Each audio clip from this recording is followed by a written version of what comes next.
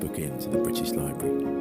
So we collect books in a huge number of languages here at the British Library, including Ukrainian. We think that we have 170 million items in the library, and today we're delighted to add the 170 million and one item, which is this new book.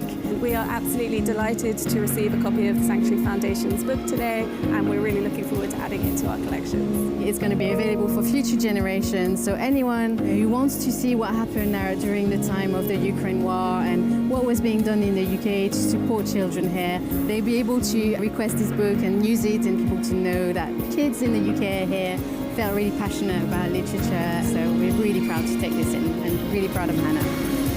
We hope this book will help 20,000 Ukrainian refugee children to feel more at home here in the UK. It's full of practical help and has messages of support from people like Bear Grylls, Zoe Ball and Tom O'Dell. This is a message for Hannah, just to say well done you for raising all that money from all of us here at the Radio 2 Breakfast Show. We love you, Hannah. Well done! Like Hannah, we can all play our part welcoming refugees. What will you do?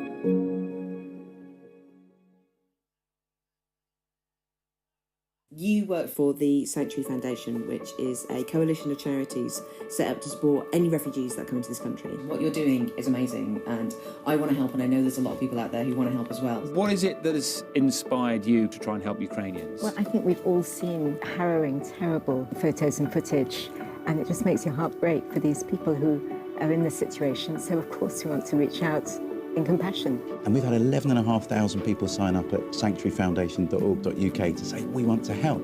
So we're going to help connect people with people in Ukraine that need to come here. Well, I remember speaking on BBC Breakfast TV, and we were just talking about what it would be like to host refugees from Ukraine. And the floor manager came up to me afterwards and she said, look, I've signed up. While you were on air, I signed up, and I've already been Googling Ukrainian recipes, because I want to learn to cook something, so when my Ukrainian family arrive, there'll be something familiar for them. Stories like that tell you that you can be part of bringing colour and beauty and brightness into our world. I'm in Moldova. I've been spending time with Ukrainian families on the border. Some of them don't know where they're going, they're uncertain about their future, but it's been fabulous to watch people who have been providing hot coffees and teas and clothes and emotional support. You know, the country of Moldova only has 2.1 million people that live in it, and they've received 100,000 refugees. We have 60 million in the UK. Surely we can do our part to stand alongside those countries and welcome Ukraine. I see people and British community in this town, Henley especially, like it's just amazing support, and on behalf of the all Ukrainians, I'm very grateful. Well, the Sanctuary Foundation has been helping to match Ukrainian refugees with hosts here in the UK. What sort of response have you had from UK families? It's been incredible, Victoria. Over 29,000 people have pledged on our little website. It's doing something genuinely worthwhile. It's enhanced our life, and it's been an extremely pleasant experience, and I'm sure it will continue to be for the rest of their stay. We are very lucky with our host. For us, Robert and Jane became like a family. There's just been this overwhelming sense of compassion towards the Ukrainian people. But as your report has been showing, there is frustration that people can't help as quickly as they want. We want every system to be in place, but these people need help, not yesterday. They need it now. I'm sympathetic with the government that they need to make sure that the hosts that are receiving these Ukrainian families are safe. In fact, Sanctuary Foundation is launching in the next couple of days a training course on things like safeguarding, how to work people with trauma, how you overcome some of those cultural differences. Because I'm a foster parent, and before foster parents are allowed anywhere near vulnerable children, we go through all sorts of vetting and all sorts of training. I think we need to show that same level of diligence and duty of care towards these vulnerable people that are coming from Ukraine. Today is World Refugee Day. We just had the most amazing concert at Trafalgar Square at St Martin in the Field Church. We had performers from Ukraine, we had speakers from South Sudan, Eritrea and Iran and Palestine all come together to offer welcome to one another. When I was escaping from Ukraine, I wasn't thinking that I will have such a wonderful picture with my mother. The word refugee means to me to find the place where definitely you will be welcome. I'm at the Glastonbury Festival. The Avis family themselves are hosts to refugees from Ukraine. We started this restaurant with the mission to help Ukrainian forced migrants who moved to UK during the war. 6 months since this scheme started, has it been a success overall, would you say? I think overall it has been a success. 115,000 Ukrainians coming to the UK in 4 months is incredible. 85,000 staying in ordinary people's homes. I'm living with a Ukrainian lady. My family have embraced her. She's become part of our family. We're hearing stories right across the nation of incredible hospitality. And for me, I think that's the best way we can fight this terrible aggression, is with compassion and kindness to people that need it.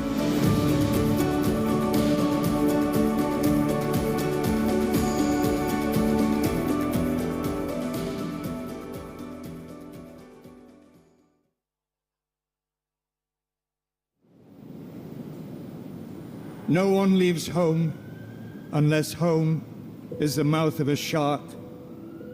You only run for the border when you see the whole city running as well. Your neighbors running faster than you, breath bloody in their throats. You only leave home when home won't let you stay. No one leaves home unless home chases you, fire under feet, hot blood in your belly. It's not something you ever thought of doing until the blade burnt threats into your neck. And even then you carried the anthem under your breath. Only tearing up your passport in an airport toilet, sobbing as each mouthful of paper made it clear that you wouldn't be going back. You have to understand that no one puts their children in a boat unless the water is safer than the land. No one burns their palms under trains, beneath carriages. No one spends days and nights in the stomach of a truck, feeding on newspaper, unless the miles traveled means something more than the journey. No one crawls under fences. No one wants to be beaten, pitied. No one chooses refugee camps or strip searches where your body is left aching, or prison because prison is safer than a city on fire. No one could take it. No one could stomach it. No one's skin would be tough enough. How do the words, the dirty looks roll off your backs? Maybe because the blow is softer than a limb torn off, or the insults are easier to swallow than rubble, than bone, than your child's body in pieces.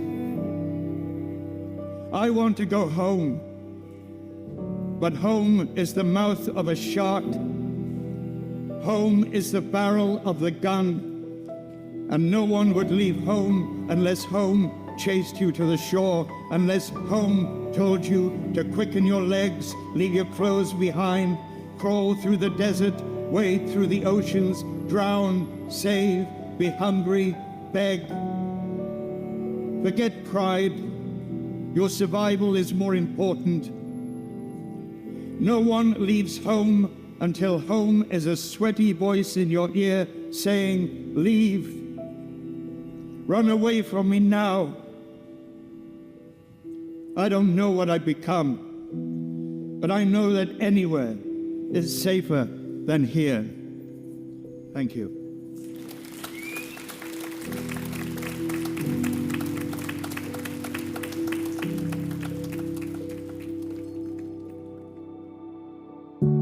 Right now, there are over 100 million people that have been forced to flee their home, normally because of war, famine, or terror.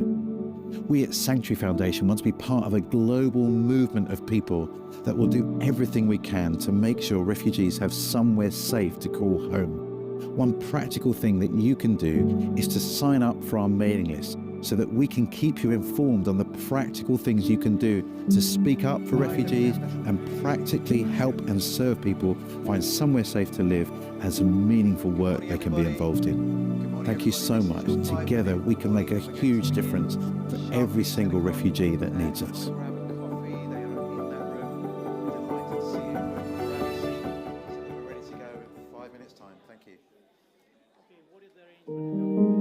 obviously saw everything that was happening on the news, really hit home how ghastly that must be for people. We thought from the beginning it would be good to have a family here. What we have is a lovely bunch of people who we're very happy to share our lives with here. We decided to leave our country because it was very dangerous, especially with little children.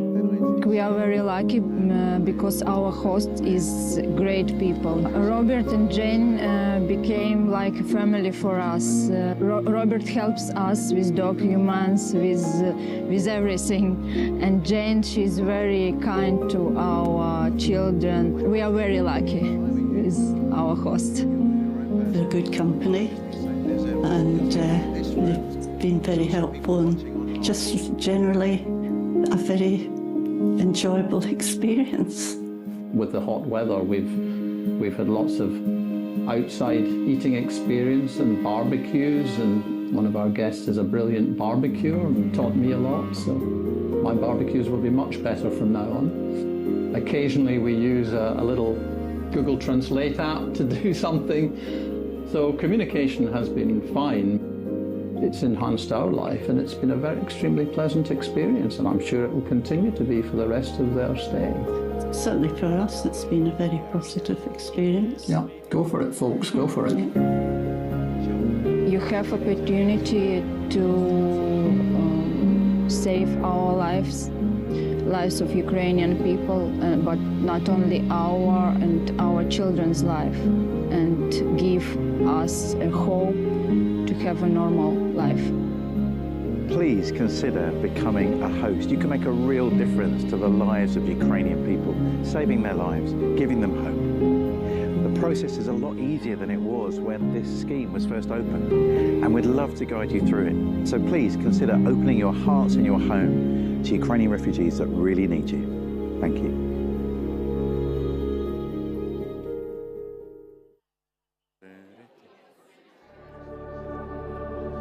Okay, ladies and gentlemen, please take your seats. We count it a privilege to be able to look after people who've arrived here from terrible circumstances in Ukraine. But there's a real challenge now, as many of our Ukrainian friends are really struggling to find independent accommodation. There's just not available rental properties for them. Some landlords are saying they won't rent to people on universal credit. They won't rent to refugees, even when there's a down payment, even when there's a guarantor. It doesn't work for people if they've fled war and terror to now be anxious about being homeless. It doesn't work if we say we're standing with our friends in Ukraine and yet we haven't offered people a safe place to live. So we've delivered a petition today to the Prime Minister on behalf of 4,500 hosts who've been looking after refugees from Ukraine. That represents around 10,500 Ukrainians. We need to finish the job. We need to help people transition to work and to worthwhile housing. People need the dignity of their own front door in order to be able to rebuild their lives. You have a little welcome book that we made for refugee children, and it's called Privyet. It's a great way for you to sharpen your Ukrainian skills, and once you finish with it, maybe you want to pass it on to a Ukrainian child that you know. And we're grateful that that was made possible thanks to a donation from Choose Love, and I think about 450 people on a crowdfund. And lastly, and I hope significantly, we've made you a little journal. And in it, if you open it, there is a message for you. And I don't know if many people get to say this to you, but well done. We, as government, civil society, church groups, ordinary citizens, we've been involved in something historic. Over 150,000 Ukrainian refugees have found sanctuary here in the UK. And some of you have been working around the clock to make that possible, and no one knows your name, no one knows what you've done. But we wanted to say we see you and we're grateful for you. And so on behalf of 150,800, which was the number at the time, it's a movable feast, we just wanted to present you that little thank you. So well done for what you're doing. Okay, I think we're going to go live on stream now, and I'll do a proper welcome to everybody joining us. Don't worry that the whole day is not going to be broadcast. We're just going to do it until our civil servants start speaking, and that's when we go offline, and you can tell us what's really happening without any fear of repercussion. So we're now live. Well, good morning, everybody. And today is an important day, isn't it? It's the 24th of February. A year ago today, the unthinkable happened. And Russia launched a total invasion, all-out invasion on the country of Ukraine. Many of us thought that would be impossible in our lifetime, that Russia would take an aggressive stance against another European country. And the world was rocked by this. I think it's around 8 million Ukrainians were displaced across a border. And incredible response from countries like Poland and Moldova and Romania meant that many, many people were welcomed. And today, I guess we're recognizing that war brings out the absolute worst in people, total inhumanity, that civilian targets were just deployed, even nuclear power stations, orphanages, some terrible things, some terrible loss of life. But war also brings out the best in people. And so today, a lot of our focus is going to be thinking about what the UK has done to welcome so many Ukrainians. Why did it work? In this room, we have civil servants, business leaders, community leaders, government officials. We have Ukrainians. We're especially glad to see you. We have a really important room of people to figure out, well, what went right? How did we manage it? And then later on, as we go through the day, we'll be trying to pivot to say, well, what needs to happen next, both for Ukrainians that are here and other vulnerable groups. So our morning is quite front-loaded with presentations. You're going to be hearing from a lot of different people. I'm going to be a horrible taskmaster and just make sure that you're on time. I'll be standing there with a stopwatch. That's totally not me, if you know me. So apologies in advance if I have to ask you to hurry up or to move on. And I'm going to be ruthless on that so we stick to time. But we are really pleased to hear from everybody that's here today. And as we move into the afternoon session, everybody's going to get a chance to speak, because we want to move into some policy design and some creative work about how do we move from what's been great so far to what still needs to happen. Does that make sense? You happy? Excellent. I understand that there was a mini party on the way here. The Home Office took over a train carriage, and someone said it was a bit like a school trip, so congratulations. Were the Department for Levelling Up part of that party as well? They were. Good. Excellent. You're blowing people's expectations of civil servants, which is a good thing. Now, obviously, with a day like today, we really want to hear from our Ukrainian friends. And it's an absolute privilege to be able to invite Deputy Ambassador Edward Fesco to come and address us right at the beginning.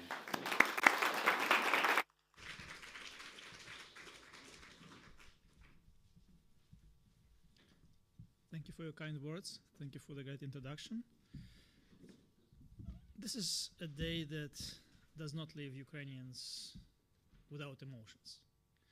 Last year, I was in Ukraine on this day, and it's still hard to remember, it's still hard to recall all the events of that day. Since we are talking about the Ukrainian citizens who decided to come here, first point that I would like to make is, even though we have 8 million of our competitors in other countries, each and every one of them make this decision. It was not easy to make the decision. It's a very personal one. It takes a lot of determination. It takes a lot of reflection. For example, when I was thinking what to do with my family, I have 2 daughters, 6 and 15-year-old. So, of course, on a year ago, that was my primary concern. I had an option. I have friends in Germany who were saying, you can come whenever you like, you're always welcome. But my family, we decided that they wanted to stick with me. I could not leave. So I found for them a place in the Western Ukraine. So I was able to take them out of Kiev during these difficult times. I have friends who stayed in Kiev, who had to go through all the horrible things during the initial phase.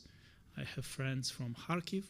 I have friends from the Sumy region who were not able to leave early for different reasons, but when they had a choice, some of them stayed, but some of them made the decision to send families, wives, kids, to other countries, because even if it was not their first choice, because of the safety concerns, because you don't know what will happen to them later, it became more and more of a pressing issue.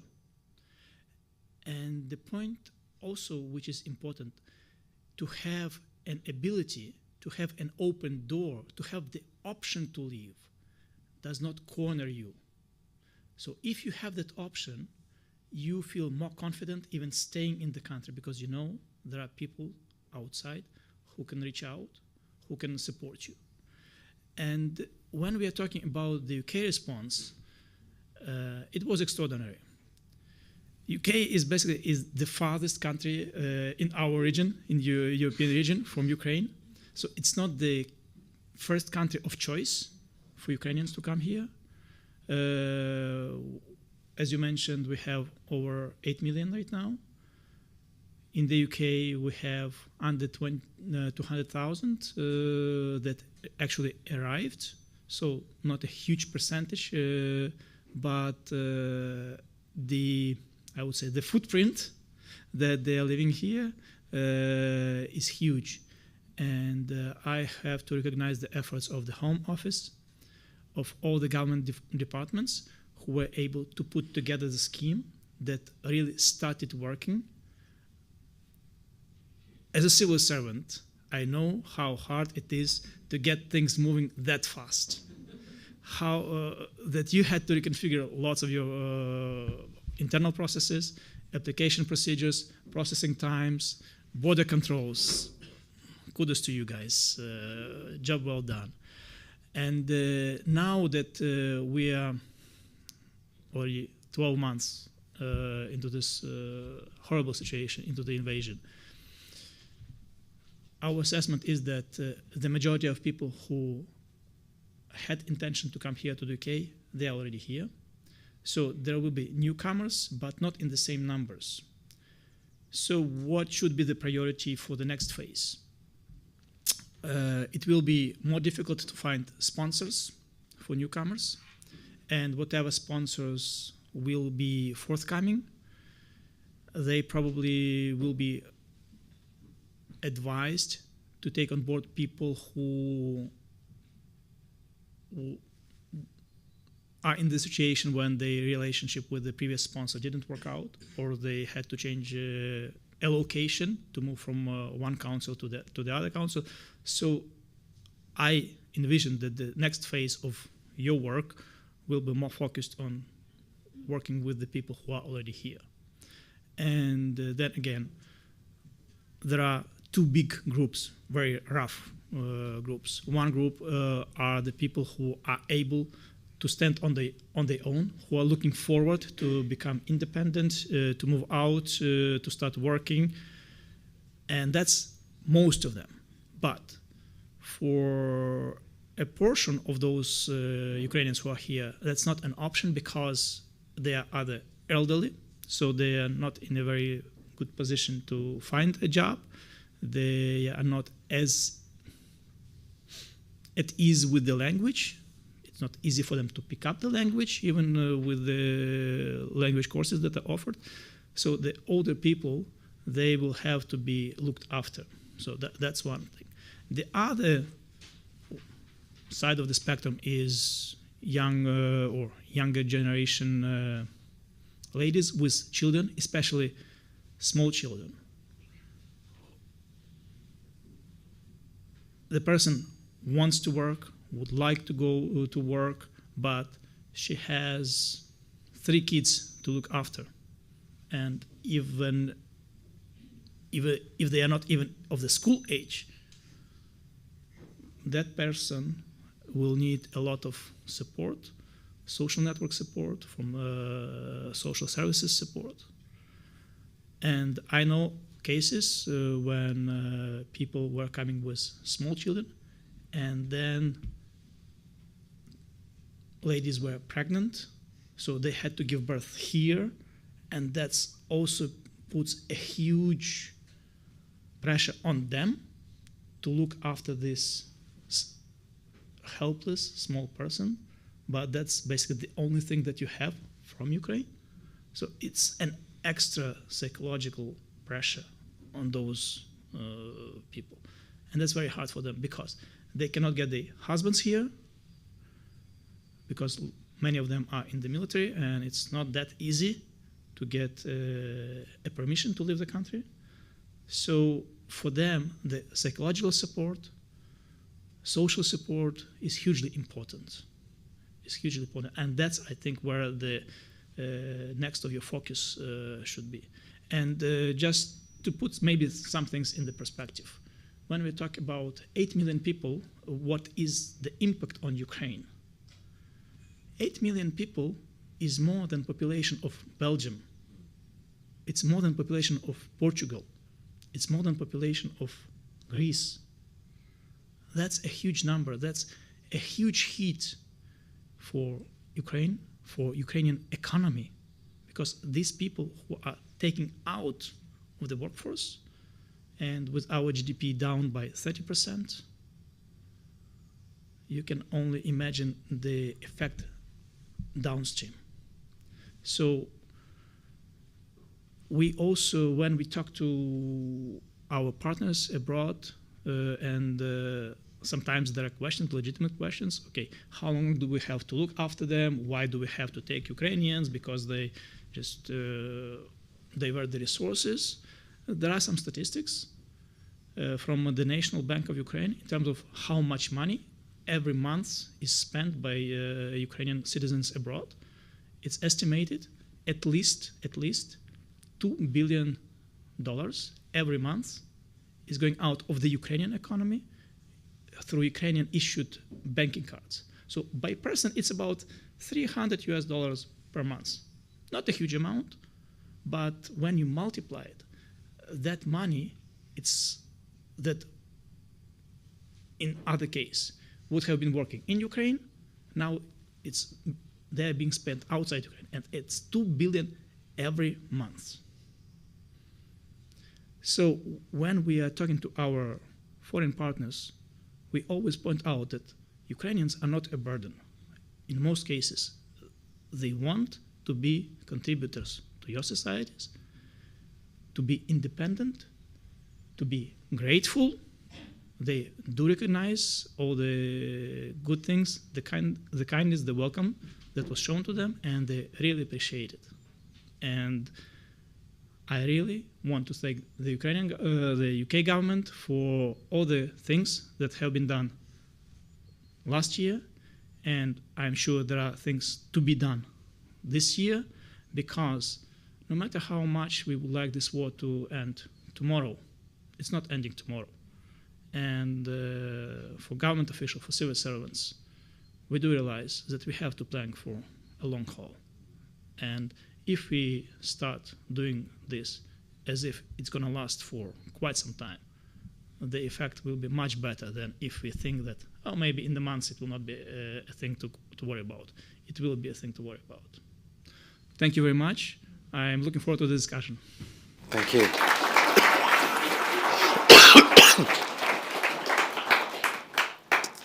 Thank you so much, Deputy Ambassador Eduardo Vesco. Thank you. You're right that many of the Ukrainians are very keen to go home. We did a survey recently of nearly 2,000 Ukrainians in the UK, asking them how they're feeling. And only 9% think they're probably going to be here forever. So 91% think they will return in some way.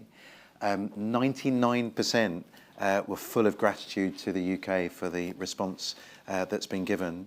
And when we asked people how they felt they'd been welcomed on a scale of 0 to 10, the score was 9.4. And I was just thinking, you know, if you went to a very fine hotel and looked at the feedback on a hotel, if you were getting 9.4 after a year's stay under very difficult circumstances, I think you'd be very, very happy. So this is a tremendous response from British people. And if you're in the room, or if you're watching online and you're a host, or you're someone that's opened your home or your community to Ukrainians, you're hearing a big thank you from the Deputy Ambassador and a big thank you from us, and you're hearing a big thank you from Ukrainians. Now, it is the anniversary, and we are here at Christ Church College.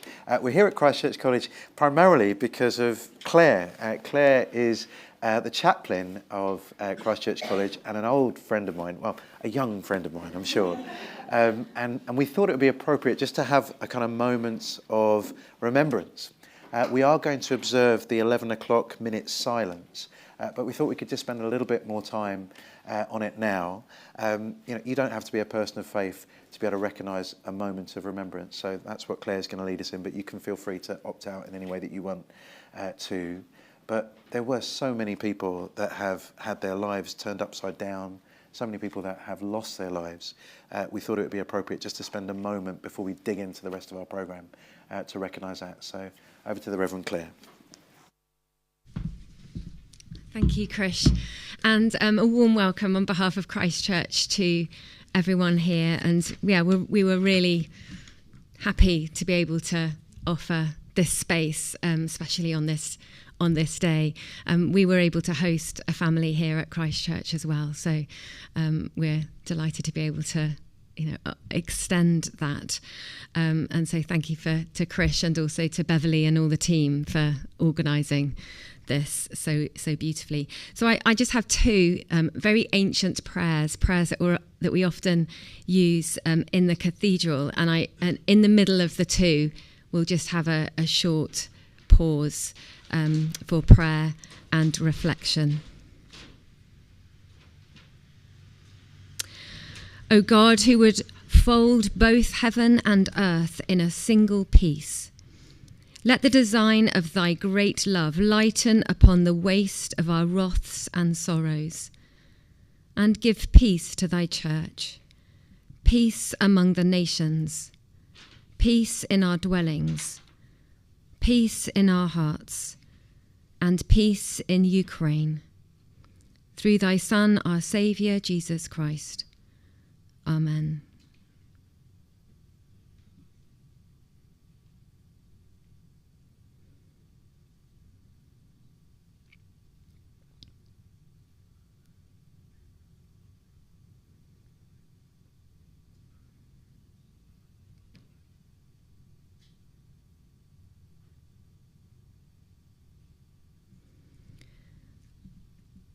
Lord, make us an instrument of your peace. Where there is hatred, let us sow love. Where there is injury, pardon. Where there is doubt, faith. Where there is despair, hope. Where there is darkness, light. Where there is sadness, joy. And where there is war, peace. Amen.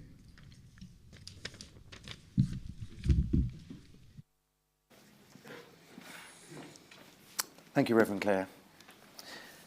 Now, many people have been involved in helping the Ukrainians to be able to arrive in the UK safely, and not everybody gets to be named or mentioned.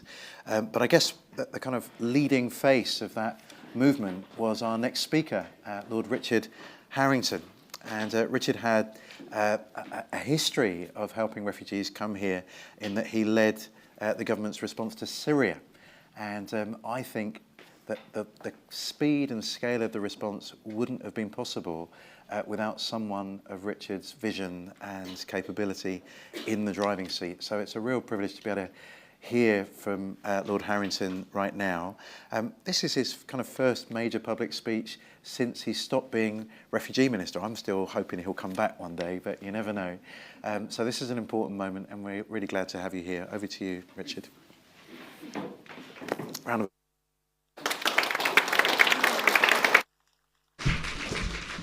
Yes, Krish, thank you. Very good idea getting the round of applause before I say anything, just in case. Well, ladies and gentlemen, Krish, was once described to me as one of those annoying people that no one has a bad word to say about. And it's true. And this is a tribute to you, Krish, today, the people that you've got here. And we all feel part of you and your organisation. The day that I took the job on, I think it was literally the first day that we spoke. And I just wanted to thank you on behalf of everybody here. And Beverly, who is a bit of a Cinderella character, because we know she does all the work, and thank you for organising today.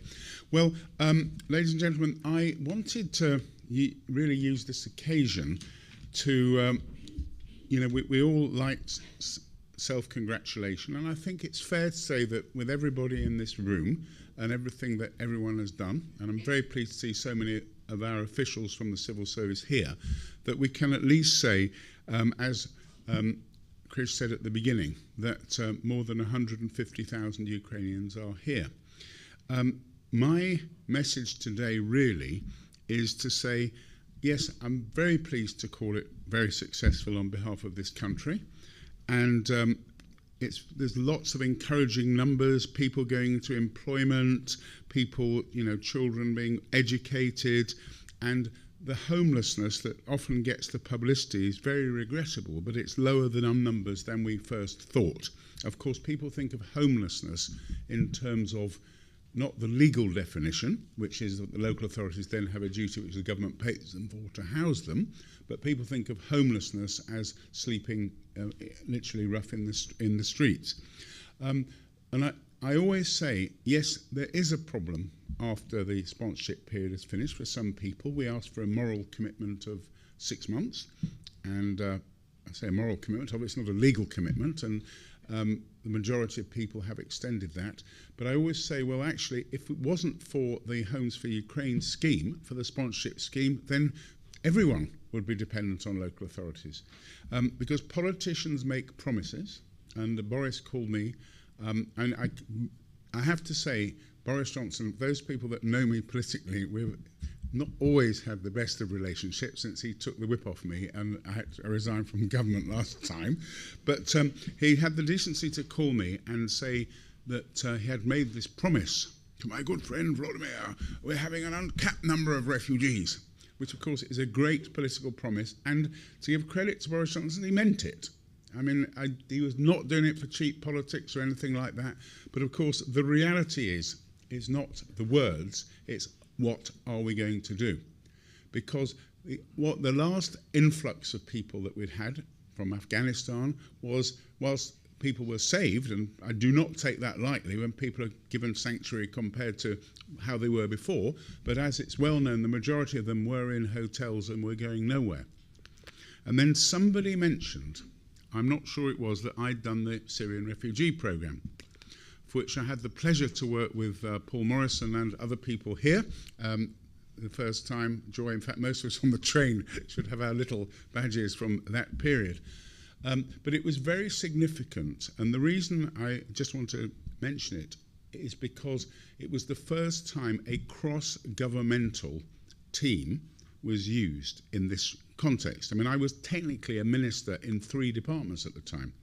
The Home Office, what I still call DCLG, the Communities Department, now DLUC, and what was in fact the International Development Department, now but it was because David Cameron saw the need that this had to be dealt with as a process. And the civil service speak is, oh, this department, we own that, and the other department owns that. And the fact when that happens is what happened with the refugees from Afghanistan. It was owned by the Home Office. This is not to be in any way critical of them. They were not used to the concept of resettling people using local authorities and everything else. So I was asked really to deal with the problem on that basis. And we came up with the sponsorship scheme. Emma, who's here, Emma Payne, who's now she is now running everything in the Home Office as far as I can tell. But you, in fact, had done some preliminary work on this, but the original idea was what we'd seen in Canada and other places of people being community sponsored, where groups of people would get together on a collective basis and take groups of refugees. And it was a derivative of that, the idea of putting people in people's houses. And it was not the first problem that I had. Emma and the team were working very much on the process and the database and all the policy to do with what happens to people, how the local authorities are going to deal with it, criminal record checks and everything else. But the first problem we had was that the visa situation was totally unsuited for a mass movement of people like this. And it was quite basic. It involved laptops, cutting and pasting. It was just not meant for this volume of people. And the civil service dealt with it, I think, in a really good way, which I often take credit for, but as usual, just did the talking while other people did it. But the initial way of dealing it was getting masses and masses of volunteers from all over the civil service, training them quickly and getting them to do it in the traditional way whilst the new system came into place. And it was quite an experience visiting Sheffield, which is one of the centres that were used. I mean, there were every accent there other than Yorkshire, because people had come from Wales, Cornwall, I always say to people, well, you know, I'm glad my tax returns are in, because there's no one going to deal with them left at HMRC, because they were all doing visas, etc. And I think that's a credit to the civil service. So the visa thing was the first problem, and that was dealt with actually in the end by the development of an app and a much better way of dealing with it. But without that, then, you know, everything really flowed from that. Enough for sort of self-congratulation from all of us. And it was a bit like a tribute band of the Syrian group. I found Paul Morrison in the depths of DLUC doing some job which he seemed totally unsuited to do, with the digitalisation of something or other which I can't remember, and persuaded him to come back. And we had really good people from all over. Emma, you're from the Cabinet Office background. People, literally, it's proper cross-government. So what I really wanted to say today was, what is the lesson from that can be used for the resettlement of refugees in the future, wherever they come from? And yes, there are differences. It was mentioned by Krish, the Syrian programme. It is. When I spoke to refugees that we had from Syria, they weren't just people that were in a short-term Assad situation that was the tragedy of the war. They had been persecuted and brutalised for decades. They wanted to get as far away from Syria as possible. They really did, and I don't blame them. My ancestors were, 3 of my 4 grandparents were refugees from Russia and the Ukraine, and their situation was so intolerable that, you know, they could never go back. But with Ukraine, it was different. The vast majority of Ukrainians, as Krish said, and I'm sure Edward, our Deputy Ambassador, knows, want to go back. So from our point of view, a programme to facilitate and enable that was very important, which is why comparatively few people, I think, have gone to Canada and the United States compared to the Syrians who were clamouring to get there. But it seems to me we've learnt this lesson now. The Syrian programme fell into disuse after it was dealt with, because there'd been one political pledge of 20,000 people by David Cameron, very noble, and then there's pressures on the civil servants. Everyone's trying to save money, which I understand. People drifted back to their departments, and it ceased to be a proper cross-government entity. But the lesson from Homes for Ukraine, in my view, is that should never happen again in government, whoever's in government. And my contention is, it's for politicians. They can decide. I mean, it's a whole different argument about how many people should come here and on what basis. I don't want to go into that. My views may differ from the present government, or who knows who's going to be in power. But the reality is, politicians will decide what categories, what numbers of people come in.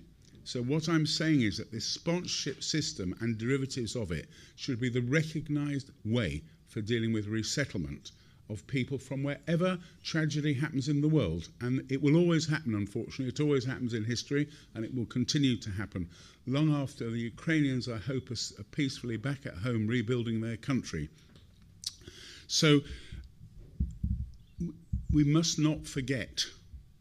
We must not forget it this time, just because hopefully, I mean, we all hope and pray that the Ukrainian situation disappears in terms of people wanting to be here. But if it doesn't, we've got a machinery in place. And yes, we may have fewer sponsors than we did. Well, we should continue to market and advertise and publicise, because people are very good. I think, Emma, we had 210,000 originally that put their name down. Okay, it wasn't all a legal commitment. Some people go by the wayside. Of course they do. But the fact is that people are very well-meaning, and some cynics will say, oh, it's because they're Ukrainians, they're sort of blonde and cuddly and etc., and they're not from, they're the same cultures. Yeah, that might be for some people. It's not for me to say. But I think the vast majority of people want to help people in tragic situations, and they will continue to do so. So therefore, I think this situation must stay as a permanent way of dealing with this. So we don't have an Afghan situation where people are in hotels, which I'm very pleased to say, finally, that's been integrated into the system that we have with, I know not Homes for Ukraine, but in the system, the civil service administrative system, now headed up by Emma Payne, that is dealing with the Ukrainian thing. So we have that system in place. And yes, we need to develop derivatives of it. For example, I really believe we should expand community sponsorship again. We had a few hundred Syrians, and we've all had different experiences. But there are groups. I've visited church groups. I've visited, West London Synagogue. I mean, they said, right, we've got so many members, we would like to email them. Some will say we'll take refugees. We'll kind of take responsibility for it, etc. I think all that's really good, but it needs to be part of a standing system. So what else can be, just say we have this machinery in place, and there remains a pocket of very well-meaning people, sometimes fired up by the emotion of what they see on the TV news for that particular occasion, sometimes because they might believe religiously it's the right thing to do with their spirituality and everything else. Sometimes it might be because they need a little bit of financial incentive to help them. I've seen nothing wrong with that. People, the thank you payment that we did was very good for a few months. I see nothing wrong with that morphing into a higher payment if people are prepared to do it for the longer term. But I will leave you with this thought, because Chris told me to be quiet at 10:30 and I'm slightly over. But so if this works for refugees that we have, could we consider using such a programme for homeless people in this country? Are there people who will say, well, we'll take in for 6 months while the local authority deals with the wraparound services and everything? Could it be that? If the government gets a system with asylum seekers under control in a way, for example, people have determination very quickly, could it be that asylum seekers from some countries could be put in people's houses whilst their situation's being determined? I mean, all of these things have drawbacks, and disadvantages, and some people say, well, I don't want to take asylum seekers because I don't know where they've come from, whatever. I understand all that, and it's not compulsory, but I'm just saying that this should be a delivery mechanism for dealing with people from hardship. And as I say, whether they come from here, it could be people that are homeless here while they're sorted out. They could be people from anywhere in the world that the government thinks it's right that they should come in. So I'd like to leave you with that thought, ladies and gentlemen, and I'd like to just again thank all of the team that are here today.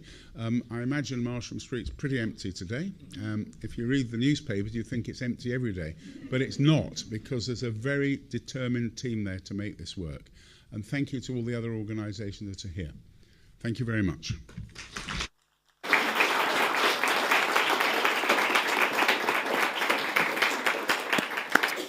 Thank you, Lord Harrington, for those powerful words, but also for the incredible work that you and your team have done. Please hold those thoughts in your mind. How else could we deploy this kind of thinking for other groups, whether that's new forms of community sponsorship or other vulnerable people that can be helped? That's exactly where we want to go this afternoon. But between now and then, apart from coffee and lunch, we want to fill your minds with the things that have worked well, and just go through the various different elements that have come together to make that possible. So that's where we're going to go. Now, it's a real privilege to be able to have Professor Alexander Betts with us. He is the Professor of Forced Migration and International Affairs at William Golding Senior Fellow in Politics at Brasenose College. If you haven't read any of his books, I do encourage you to. I'm in the middle of is it The Wealth of Refugees? Is that the name of the book? Fantastic book, and I'm really enjoying it. He's going to give us his kind of academic perspective on what we're seeing in the Homes for Ukraine scheme. So please welcome Professor Alex.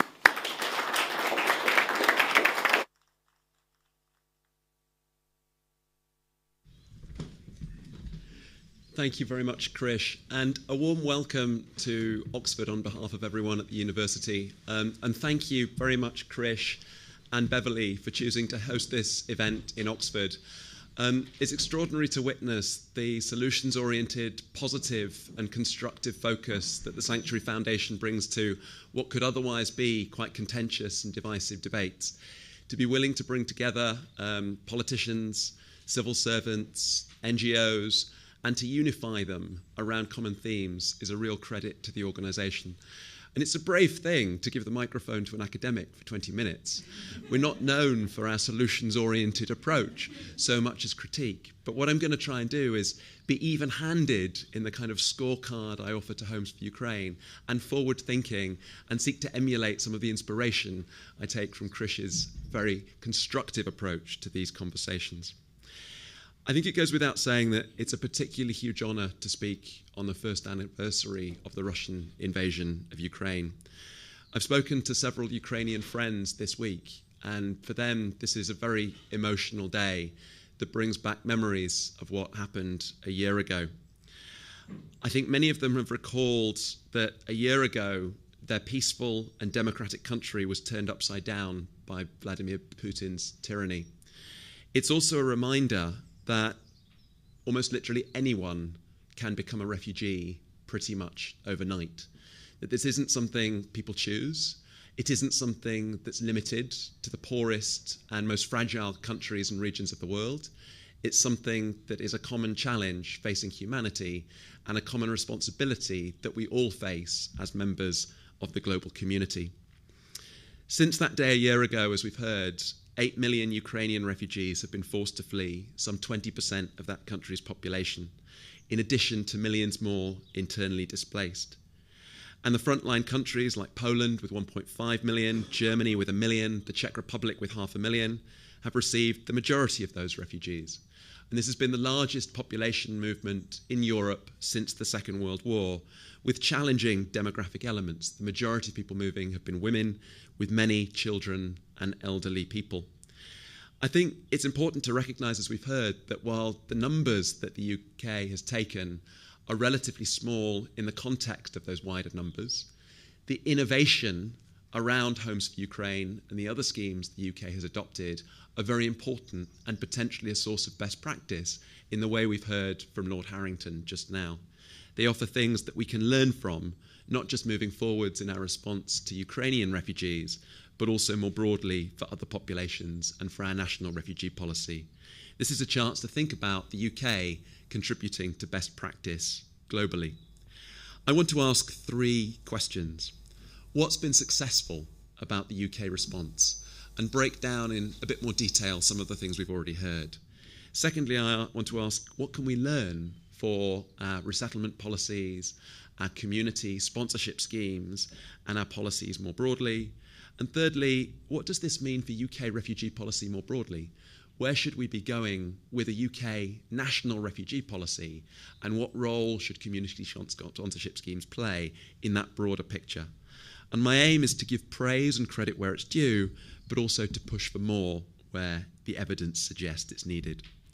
So first of all, what's been successful about the response? Well, I think where there are things to celebrate, we should celebrate them. And aspects of the programmes for Ukrainian refugees have been innovative, historically important, and have the potential to take us forwards. In the early part of the crisis, the first few weeks, the UK's response, it's worth recalling, was perhaps not the best. Border guards blocked the passage of Ukrainians, diverting those with family links to overwhelmed visa centres at designated consular points across Europe.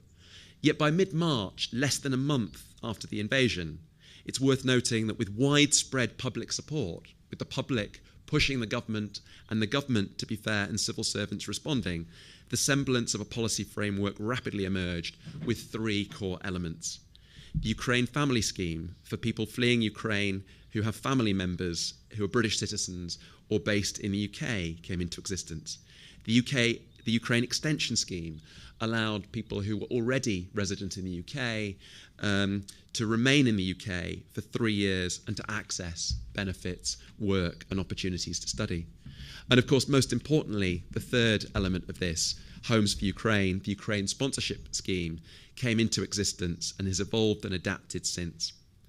That scheme builds on a range of precedents that were already in process. The UK is the first country to have created a community sponsorship scheme for refugees, emulating aspects of Canada's much praised private sponsorship scheme that's been in place for a long time.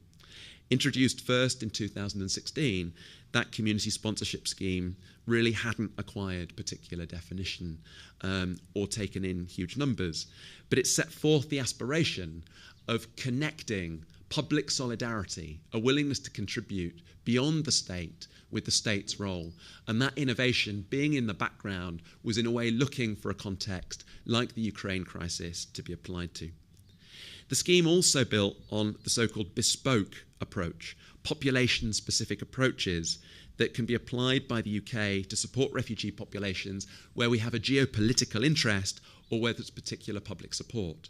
The Afghan Citizens Resettlement Scheme, for instance, which was limited to relatively few, up to 20,000 refugees, but nevertheless was a scheme that the UK backed because of a particular commitment and historical involvement in that region.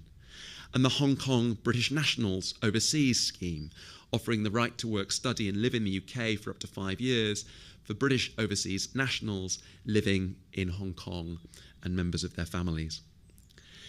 What can we learn in terms of the positives from the last year? I want to highlight 6 things that I think are really positive about this scheme that need to be reflected on and taken forwards. The first is the speed of the response. It shows that the UK and other governments can do it when we really try and find the right policies. We can contrast this, for instance, to something like the Rwanda policy, which has been stuck in the courts, intractably contested, and has struggled to see the light of day.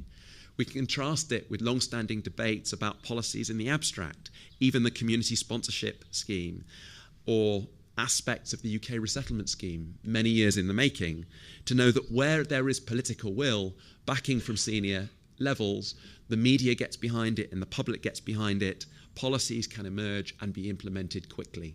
It shows that our civil service and our asylum system can be made to be effective if we put resources and political will behind them. The second part of this is the engagement of the public. We've given a leading role to UK residents and civil society organisations. Rather than patronising them with top-down policies and frameworks and telling them how they should respond, we've involved them. We've enabled the generosity and compassion of the British public to set the boundaries on the limits of this scheme. The government hasn't capped numbers.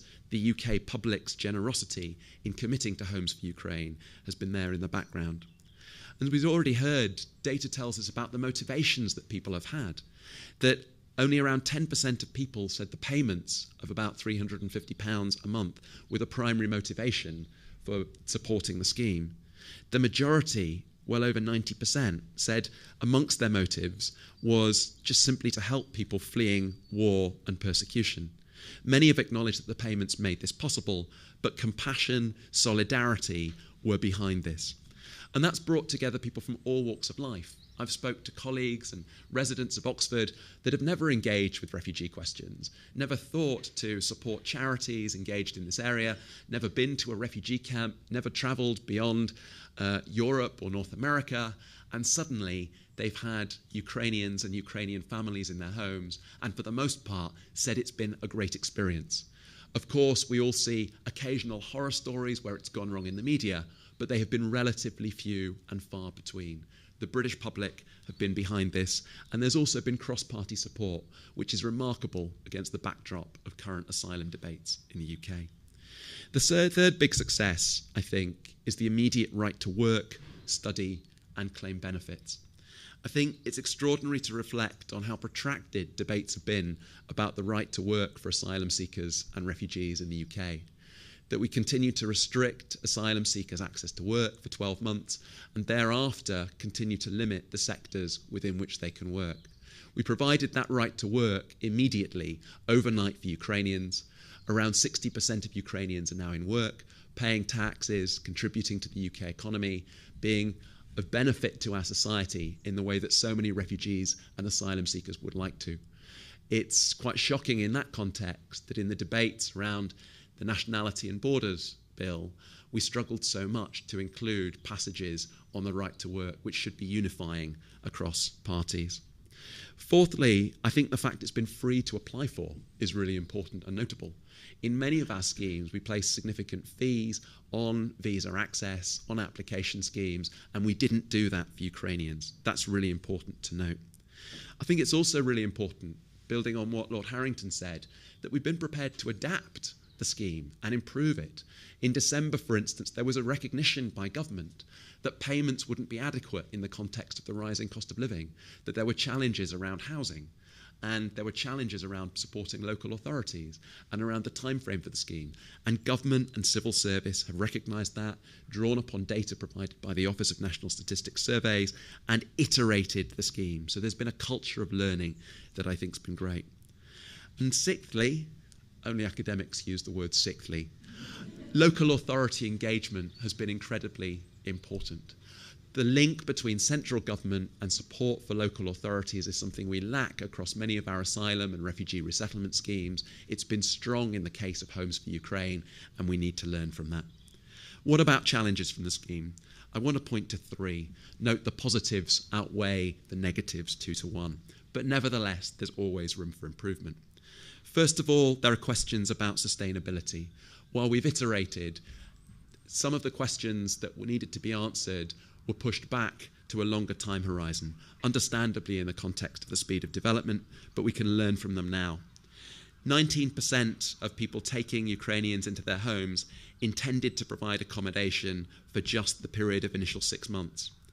A quarter only intended to provide accommodation for longer than 12 months.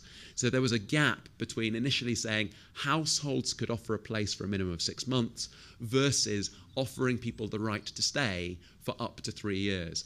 What was meant to happen for the other 2.5 years? And inevitably, a consequence of that is that people have fallen through the cracks. Yes, as we've heard, most Ukrainians say they ultimately want to return home and will do so when safety, security, basic services, housing and livelihoods are available in Ukraine. But the time lag means we needed to be slightly more long-term in the support we provided and state backing for that. That leads to the second challenge, homelessness. The numbers are quite small, but 4,200 people from Ukraine documented as homeless, needing homelessness support from local authorities is too many. We need to recognise the challenges around renting in private markets, the gap once people's willingness to allow people into their homes is exhausted. Where do they go? How do we support that? It speaks to a deepest challenge around our refugee and asylum policies, around how we provide housing.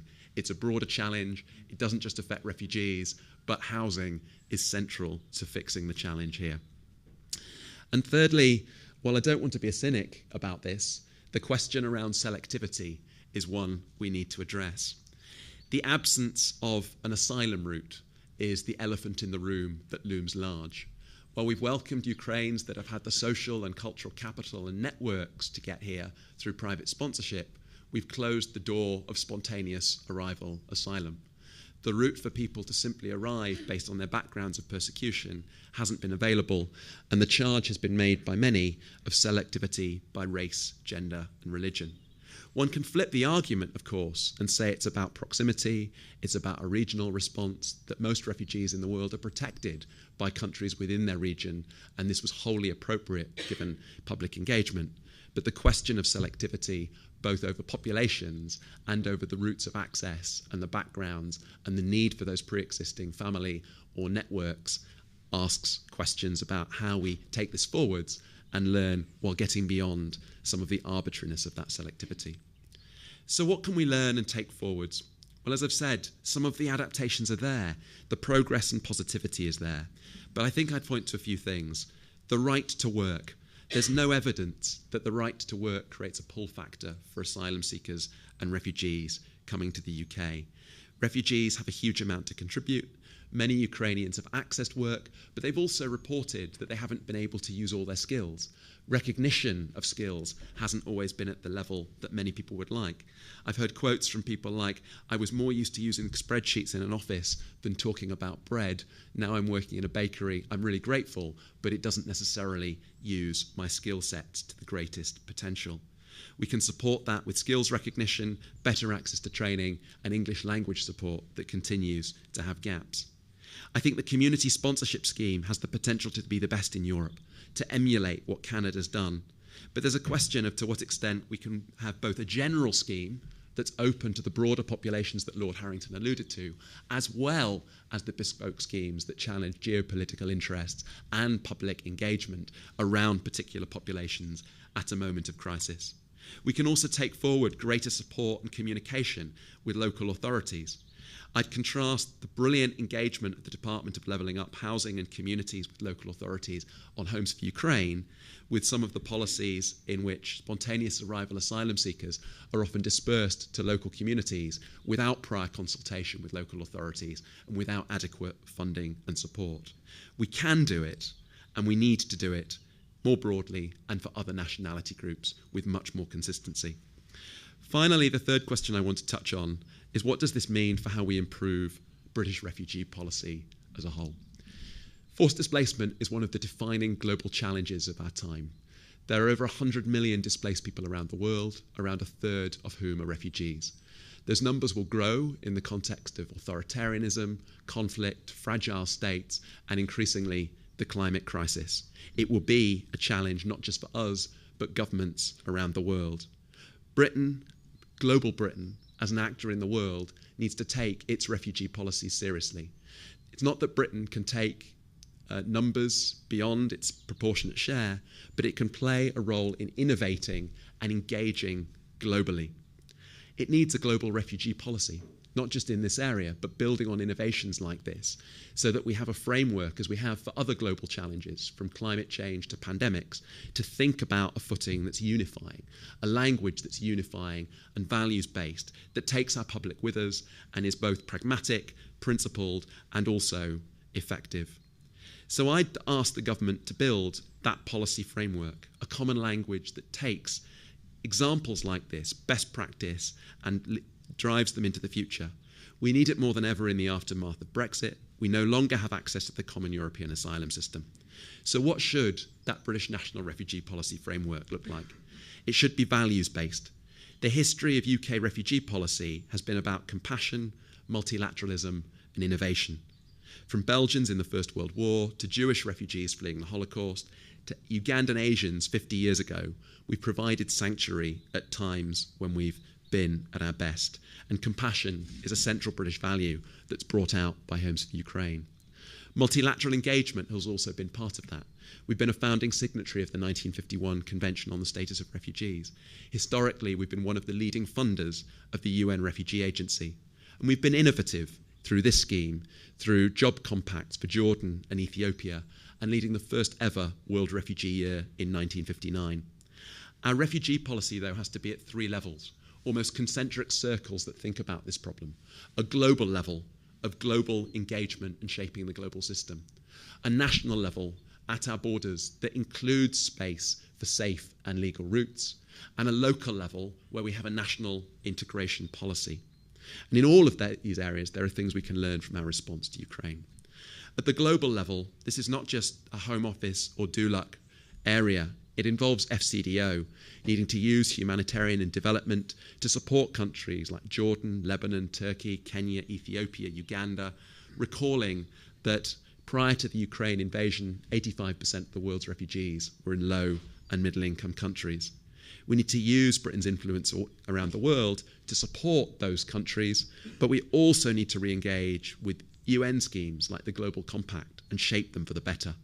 Many of the challenges we face are about ambiguities and silences of the global architecture, the silence on the role of the safe third country principle, silence on the responsibilities to support other host countries around the world, and silence over the eligibility of many people fleeing new drivers of displacement like natural disasters, climate change, and generalized violence.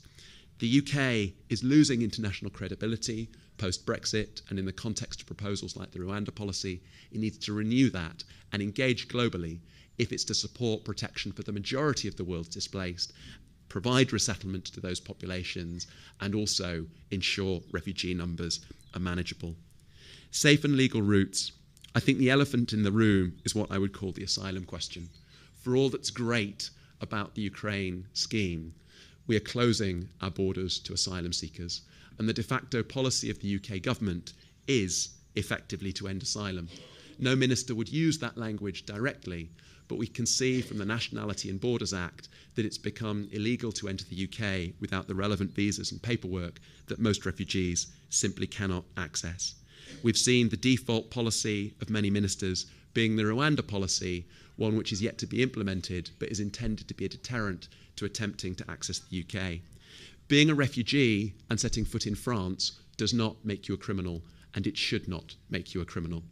We need to ensure that the strength of reputation we build and the solidarity we show through Homes for Ukraine carries to these other areas, and we preserve access to safe and legal routes. Asylum is important not just for human rights, but it's in our national interest.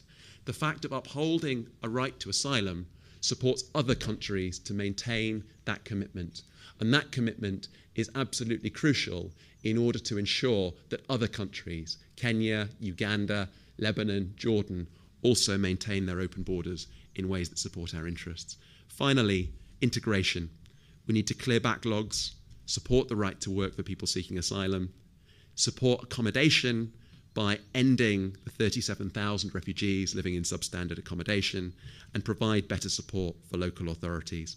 Part of that is about providing a strategic framework across government that involves all relevant ministries, links central government to local authorities, and offers that even-handed support. We all have our part to play. Oxford has been proud to create the Ukraine Graduate Scholarship Programme. We've welcomed 26 brilliant students on full scholarships to one-year master's degrees this year. The cohort has been an inspiration, and almost without exception, they've said that their ambition is to learn and ultimately go home and rebuild Ukraine. We as a university are as proud as many British people are to have been part of that scheme, which will continue next year. Homes for Ukraine was not perfect, but history will judge it positively. It's pioneering, it's innovative, it's a demonstration of what government can do when it gets its act together and shows compassion. Its speed of response, the right to work, the engagement of the British public are things we should take forwards. On this anniversary, our collective message must be one of solidarity and hospitality towards Ukrainians and refugees from all parts of the world. Let's be fair in giving praise to government policy while it's due, but push for an even better UK national refugee policy. Thank you. Thank you.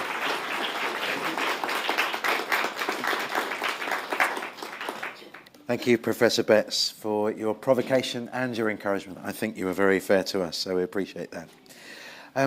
We were going to have a little interview, but it's nearly the time for the silence. So rather than start that, I just wonder, hi, welcome, come in. Good timing. Come and grab a seat. There's some at the back. We're going to hear from Yeva in a bit. She's just been doing an interview with some school children, I think. So, brilliant. Well, why don't we get ready? Why don't we stand, and then I'll tell you when the silence begins. And use this time as reflection, solidarity. If you're a person of faith, of course, prayer and reflection. But otherwise, let's just mark a minute's silence as we remember those that lost their lives in Ukraine, as we think about those that have been displaced and put in very difficult circumstances. So we just have a few seconds, and actually, are there chimes? Do you have chimes in Oxford? Oh, you do. I can hear it. Okay, let's mark silence from now.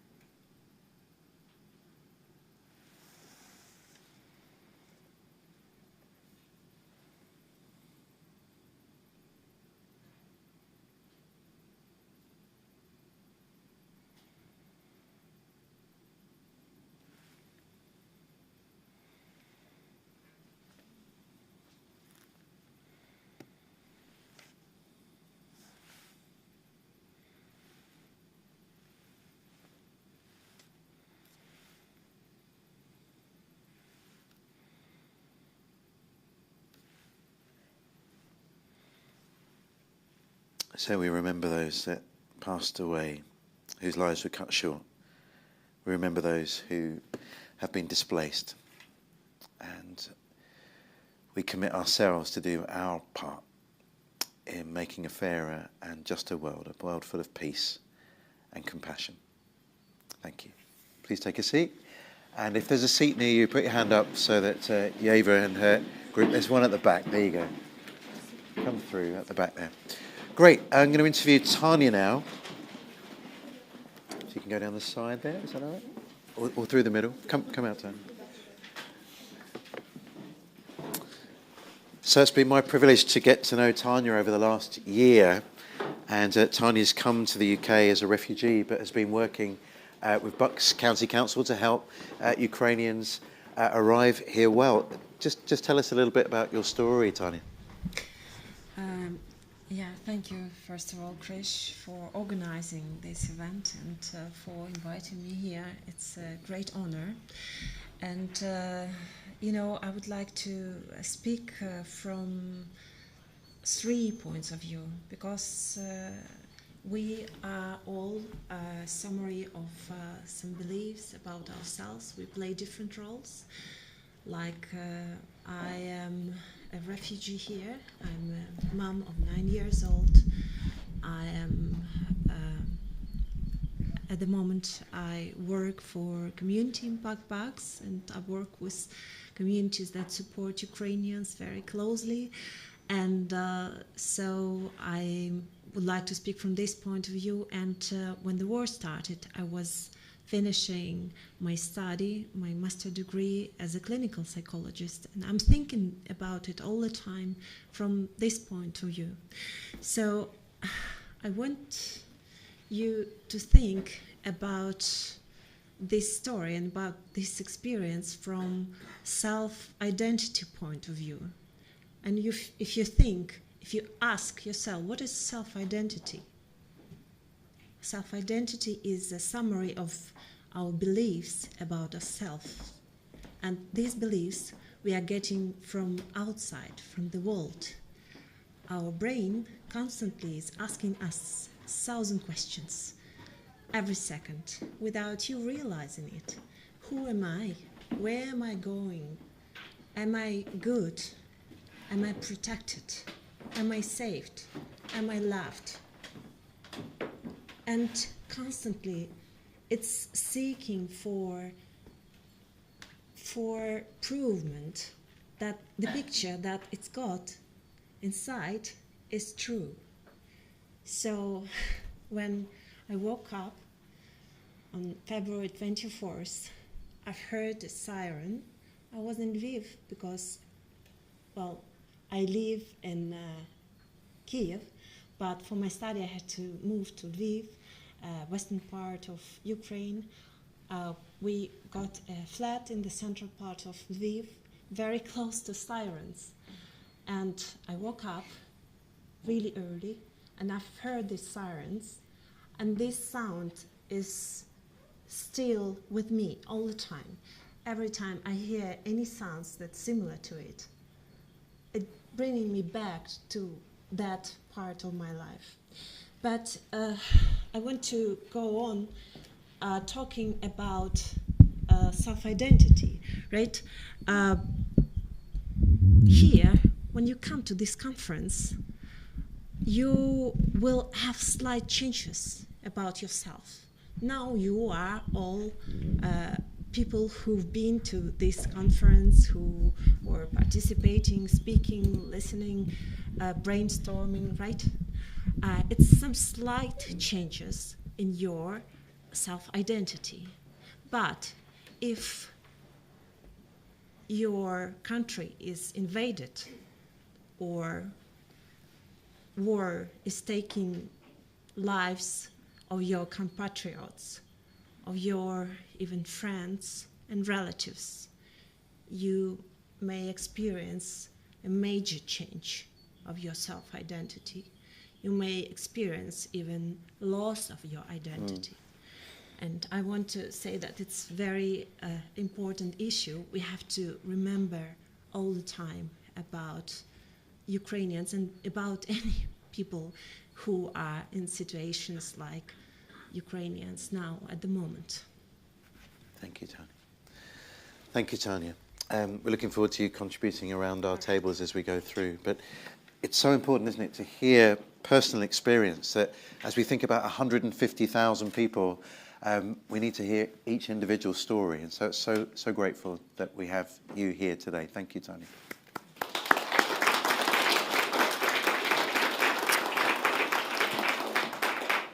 We're going to have a little panel discussion, and if my friends can help me set up my panel, that would be great. We're going to have Yegor from Apora, Yegor Lanovenko, come out, Dr. Natalia Rumyanseva, Sarah Graham, and Jacqueline Broadhead. So let's come and stand out here. I have chairs for you. We've mentioned Beverly, who's our Cinderella figure. Beverly managed to find some... They don't have bar stools in Oxford University. Who knew, right? So, otherwise we wouldn't be able to see you. So we're going to try and do this. Excellent. And let's grab the microphone. And I think you're going to go first, Yegor. I'm going to invite you in a minute. No, is it? No, a bit later on. Come. We're going to use you a bit later on. Okay, do you want to sit over here? Okay. Yeah.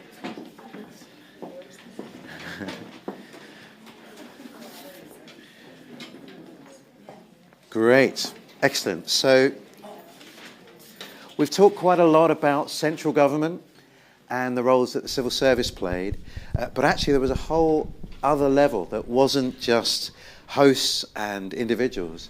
There was community organisations, and those community organisations actually amplified the message from government and assisted local people to do phenomenal things.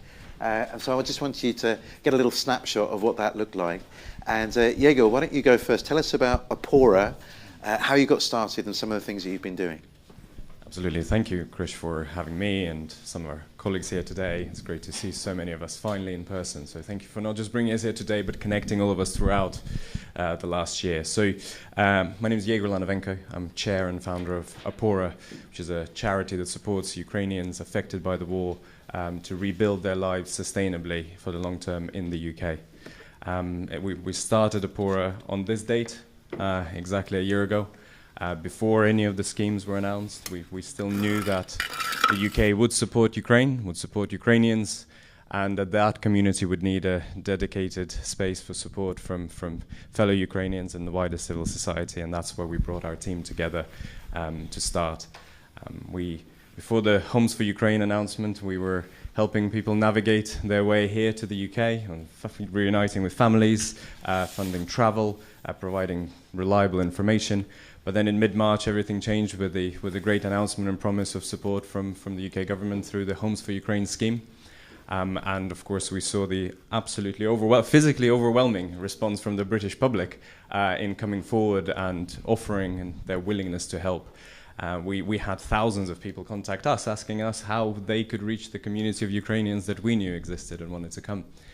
And at that time, there was a basic framework laid out, and we realized that the scale of demand and this, from both sides needed a scalable solution to help people find each other and connect with each other. So we brought a team together and in 48 hours developed and launched an online dedicated platform to help Ukrainians find UK sponsors and vice versa. So it was a Red Bull fueled 48 hours to design, launch with security experts, infrastructure experts, and bringing a fantastic team together. And within days, we had thousands of users using the platform, finding each other, connecting. And what has happened since is we've helped over 8,000 people come to the UK through the matches made on our platform. We've had over 2 million engagements with our site and our community, and we've since evolved our community and our platform as a space and a hub for Ukrainians to get support from other charities, businesses, find employment, and many of our partners are here today, and we've done fantastic things thanks to them and using the platform and our community as a trusted channel to connect. Fantastic. It's incredible work. Well done for scaling up so quickly. A lot of the charity sector weren't as used to kind of the digital landscape as you were, so you were able to act very efficiently. Fantastic work. Dr. Natalia, you've been doing some research about community groups around the UK. What does your research tell you? Hi everybody, and thank you for having me here. So I am an academic based at the University of Greenwich. I am also Ukrainian.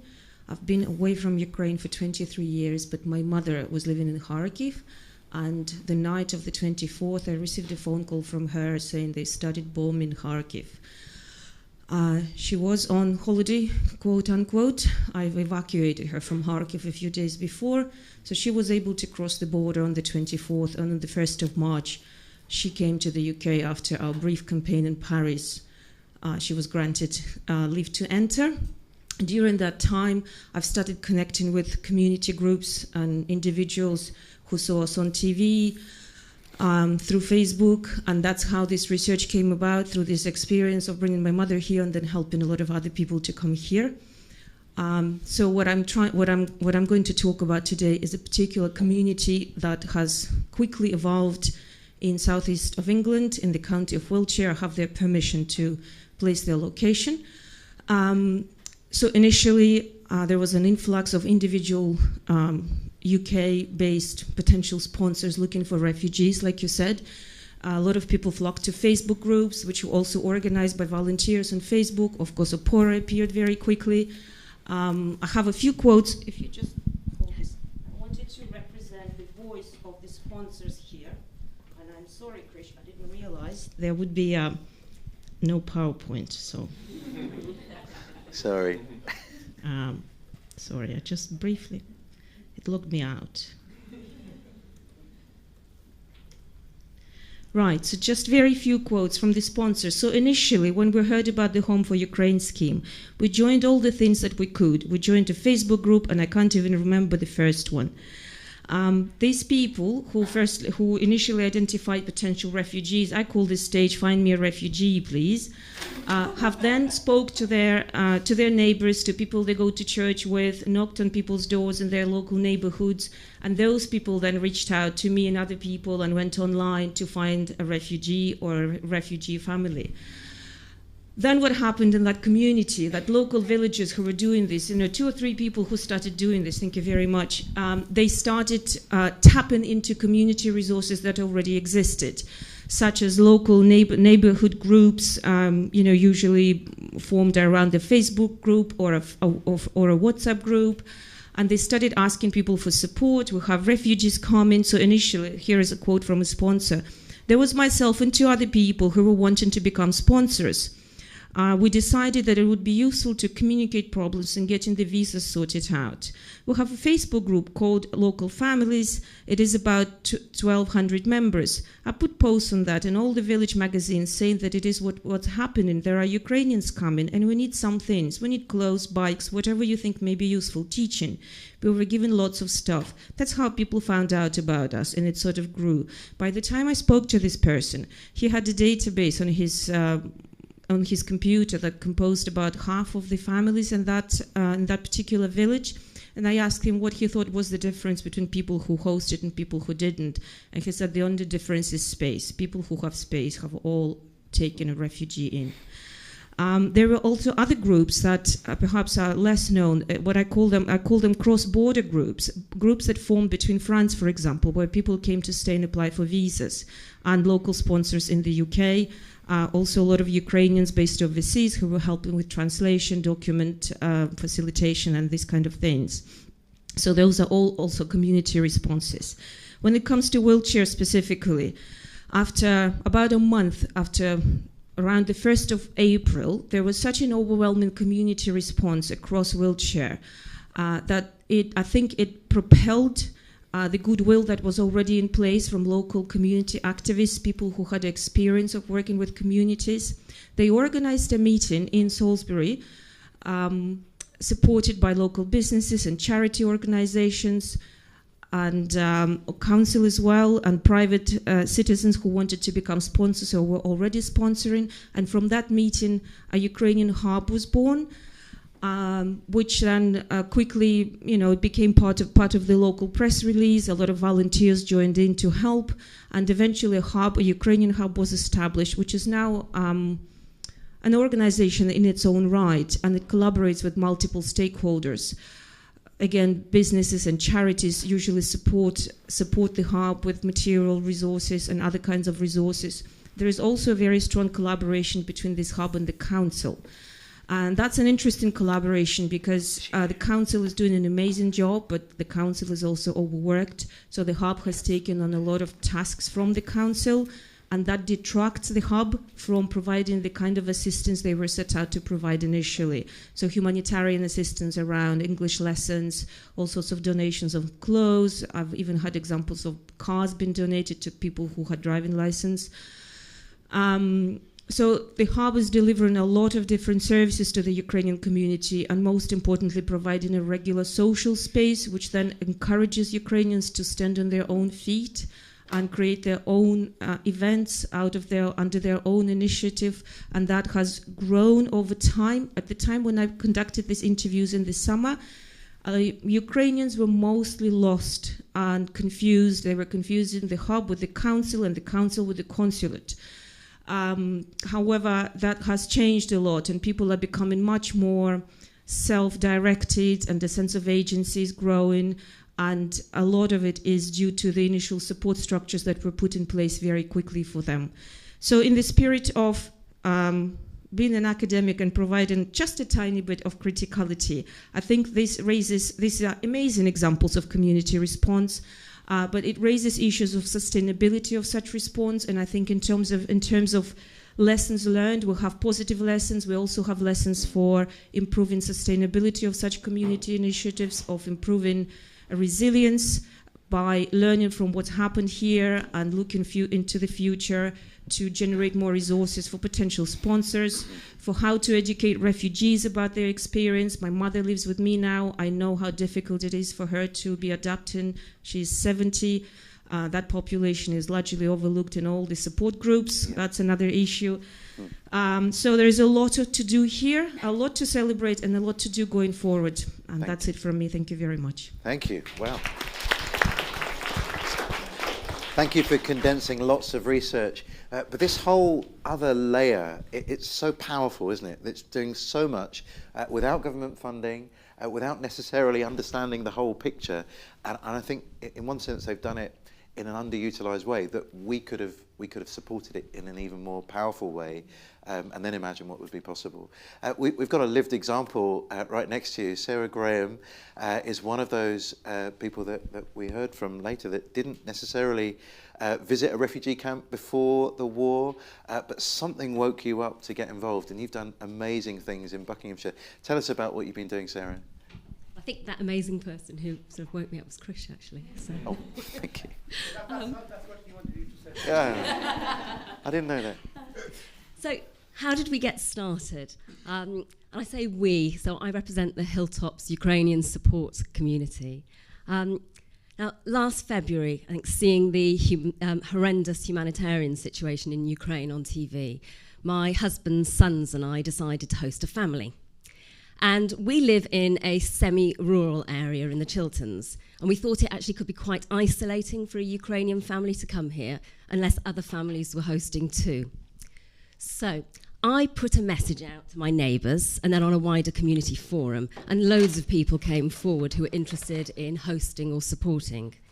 And whilst we were doing some matching through various means, including a trip out to Poland, to one of the refugee camps there, so whilst we were doing the matching and waiting for our guests to arrive, we got ourselves ready.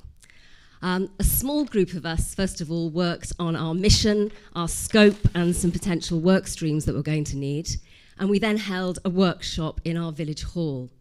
And everyone there was driven by compassion and empathy, and we were all united behind the purpose of providing safety and security for our Ukrainian friends fleeing the war. I don't think people were actually going to be quite, sort of ready for what we were going to do that evening, but it turned out to be a really fruitful evening. We asked people to align themselves to one of about 10 different work streams. And there was everything there from communication and safeguarding to training, psychological support, sort of socials.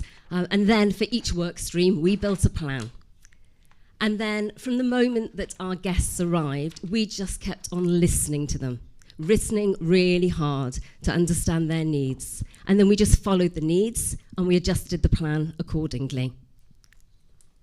We started off as a collective of 80 Ukrainians and 39 host families, and we're actually now 300 Ukrainians, loads of host families, and 153 volunteers. So it really has been a whole community coming together. So what have we been able to do? Well, the local Buckinghamshire Council, so that's sort of our local council, they've been great. So we've tried to complement the support that they've given. So for each, so the day that each family arrived, we provided tailored welcome packs and a welcome letter. We've coordinated donations and we set up and we ran a free shop in a volunteer's house. And this ensured that our guests had access to clothing and the items that they needed for the first few months. Now, our biggest challenge, being in a semi-rural area, is transport. So we ran, first of all, we provided bikes, cycling, helmets. We ran cycling awareness courses. And we're particularly proud of our lifts group. We've got over 78 volunteer drivers who, via a WhatsApp group, coordinate lifts in their cars for guests. And at one point, they actually provided over 200 lifts in a 2-week period. So it really has been a really great response.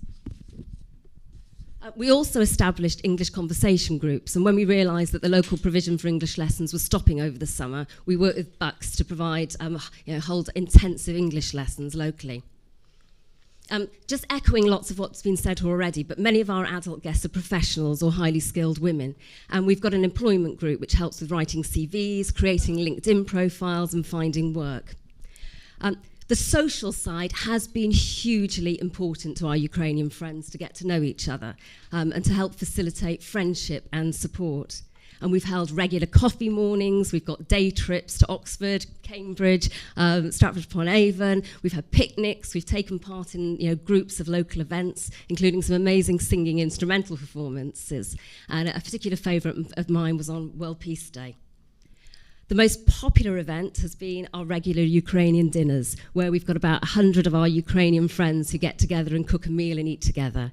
And we've got another of those this evening. And it has been such a privilege to watch friendships form between people from all over Ukraine and to really see the way in which people are supporting each other. Our latest work has been focusing on trying to solve the housing challenge. And this is the longer term challenge. And as hosting periods have come to an end, we successfully ran a campaign to find a second wave of hosts. But now it's particularly hard to find hosts with 2 spare bedrooms. And for those who can afford to rent, now the council has agreed to act as guarantors, which is fabulous. We have a team of people accompanying Ukrainians on visits to letting agents. We're also working on a project with community partners to try and build worthwhile modern manufactured housing. And this could provide housing for key workers, displaced people, including our Ukrainian friends. It's really, really hard to find psychological support in Ukrainian and Russian. Yeah. And professional psychologists we've got in our group have faced so many barriers to getting paid work. So at the same time as trying to overcome this, we're just starting on our next initiative, which is working with the Samaritans to train our Ukrainian friends as listeners to help support each other. So hopefully this gives you a flavour of some of the things that we've been working on. Now, I know I've probably got about 30 seconds left, but just quickly, 4 lessons that we've learnt. The first is, it is truly phenomenal what a community of people can achieve when they've got a shared purpose that's meaningful. The second is that the involvement in our group of some wonderful Ukrainians who have lived in the UK for a number of years has given us invaluable cultural insight. Thirdly, improving people's English is a top priority, as this enables people to access jobs that they've got the skills and the capability to do. If we can get people into better paid jobs, this in turn means that they can afford to rent homes. And there is a particular need for more intensive online English lessons in the evening. And finally, this last year has further opened my eyes to many, many more wider social issues that we need to tackle together. And these include difficulties accessing timely child and adult mental health support, the unfathomable universal credit system, which I think most hosts now probably feel like they've lived through, and the housing post-hosting challenge, which has led us to look at the far bigger affordable housing issue that so many people are facing. You know, there is just so much more that we can achieve together. Thank you, Sarah.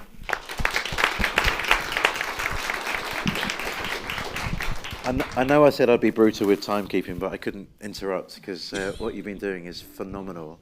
I mean, the place you live in, most of us would struggle to find it on a map, but 300 Ukrainians being hosted in that community is absolutely fantastic, so well done. And I do think as we go forward, we've got to figure out how we continue to leverage this kind of expertise on the ground, because the stuff they're doing is off the chart and it's volunteer and it's impactful, so fantastic. Now, Jacqueline, lovely to have you here. We're in your backyard. You're from the you're the director of the Global Exchange on Migration and Diversity at the University of Oxford, and help us to understand what you're seeing as you look at the Homes for Ukraine programme. Sure, thank you. It's been fantastic to hear about the work that's happening. I'm an academic here at the university, but I also facilitate a network called Inclusive Cities, which is 12 UK cities focused on migrant inclusion and integration. And as part of that, we've hosted some roundtables and learning sessions to understand some of the local authority learning from Homes for Ukraine, and I wanted to share a few points that I hope will be complementary to what's already been said. So I think it's already been emphasised that local authorities have a crucial role in the Homes for Ukraine programme, albeit perhaps slightly hidden in some ways by the fantastic contributions that have been made by community groups. But I do think there are a couple of important things about the way that local authorities have been engaged and the support that they can provide. I've been struck by some of the research actually that was done during the COVID pandemic around mutual aid groups, around where local authorities can be supportive and where frankly they need to get out of the way and not put overly administrative burdens in place. And it's that balance that we've heard back from our local authorities of the parts where they really do need to step in and mobilise very quickly. That's around the infrastructure around checks, that's around the way that they've been able to be supportive, they've acted as a backstop where things have gone wrong, but also where they've been able to be facilitative and supportive of community action that's taking place, we've just heard about, and have been able to kind of provide that foundational support. And I think the programme could not operate without that backstop and without that facilitative support. And it has mobilised, as we've heard, kind of across the board very quickly, but I think it's also fair to say that it has been patchy in some cases. So whilst we've heard very good examples today where local authorities have been able to step up to the mark, most of this has by and large been discretionary, and there hasn't necessarily been that much ability to look at the areas of really good practice, but also the areas where local authorities haven't felt they've had masses of capacity to be able to provide the support that's needed. There isn't always great opportunities for peer learning between local authorities. We know that that happens on an ad hoc basis, but definitely there are opportunities for greater learning between local authorities to be able to improve. And I think thinking about how we do that is crucial to the sustainability of the programme. Secondly, for fairly obvious reasons, a lot of the focus was on the initial mobilisation, but there's a real gap around the longer term outcomes and integration work, and we've heard that time and time again this morning. A few examples, and that in particular would be around ESOL, where the Homes for Ukraine programme only shines a mirror to some of the gaps in ESOL strategy that exist across the UK, both in provision, ambition and scale, health and mental health, and in particular in relation to housing strategy. Again, there is no separate system that people are going into. This is simply looking at where the gaps and issues are within the UK system. And I think something like the local housing allowance, for example, the freezing of the local housing allowance, which might seem sort of technical policy detail that's not so linked to Homes for Ukraine, actually is incredibly important when we're trying to think about why there are so many difficulties in moving on from hosting arrangements into longer term provision.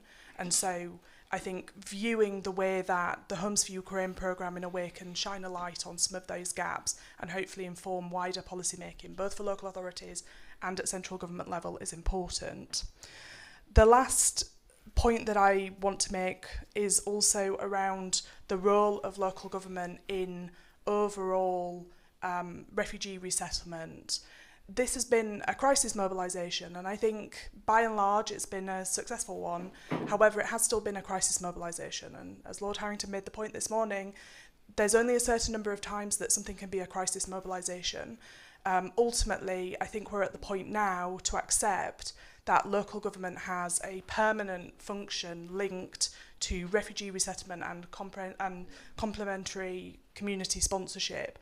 And setting up the appropriate funding settlement and support will allow and enable the facilitation of the amazing community response that we've heard about, but also the backstop for safeguarding support for hosts as well as new arrivals, and better kind of training and preparation for hosts, I think is an incredibly important part of this programme, and a longer term focus on integration outcomes. Thanks very much. Thank you very much.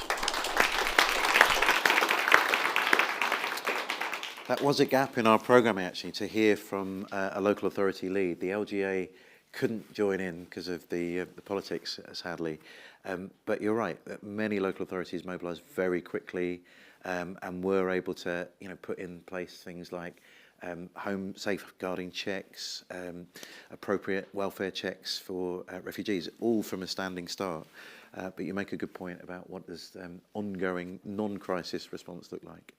Great, I hope your brains are filling up with lots of ideas, because all of this is going to be unleashed after lunch when we begin to think what needs to continue to happen to make sure the rest of the Homes for Ukraine programme lands well.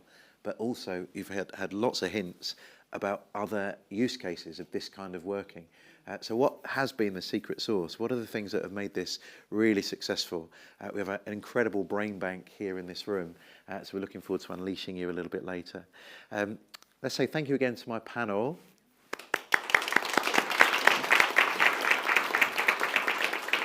And we're a little bit behind time, so I'm only going to give you a 10-minute break.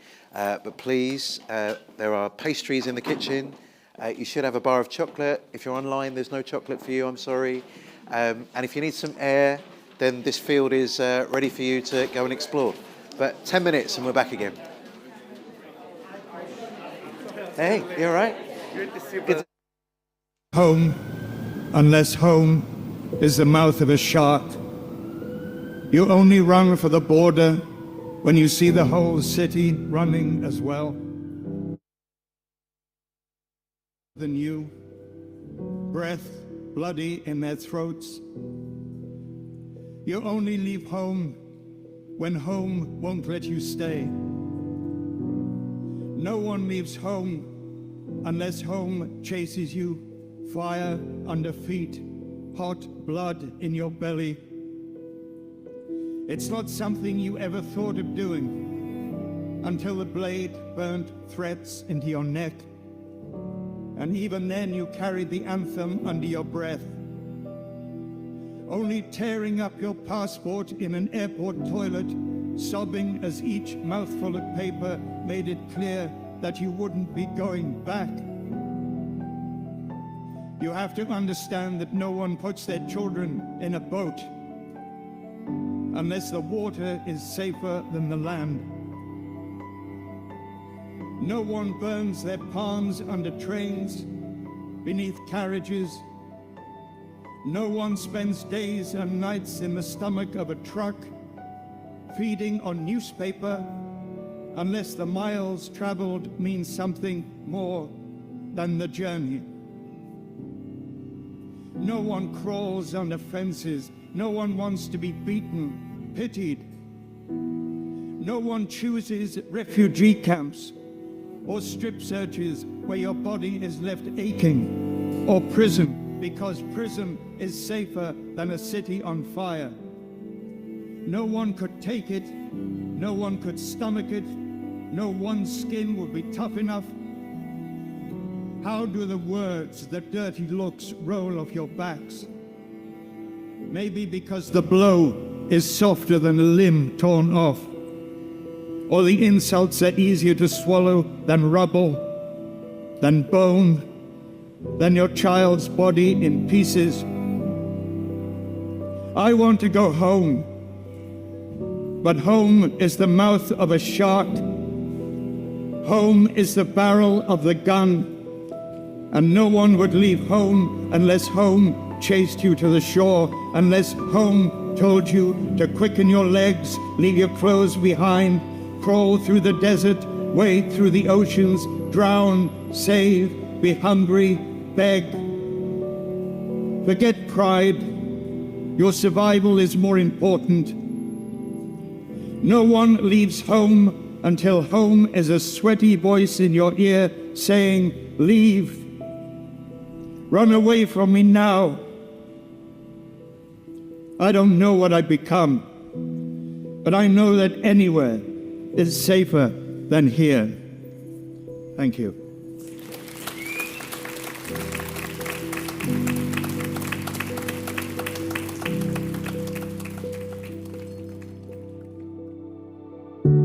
Right now, there are over 100 million people that have been forced to flee their home, normally because of war, famine, or terror. We at Sanctuary Foundation want to be part of a global movement of people that will do everything we can to make sure refugees have somewhere safe to call home. One practical thing that you can do is to sign up for our mailing list so that we can keep you informed on the practical things you can do to speak up for refugees and practically help and serve people find somewhere safe to live and some meaningful work they can be involved in. Thank you so much. Together we can make a huge difference for every single refugee that needs us.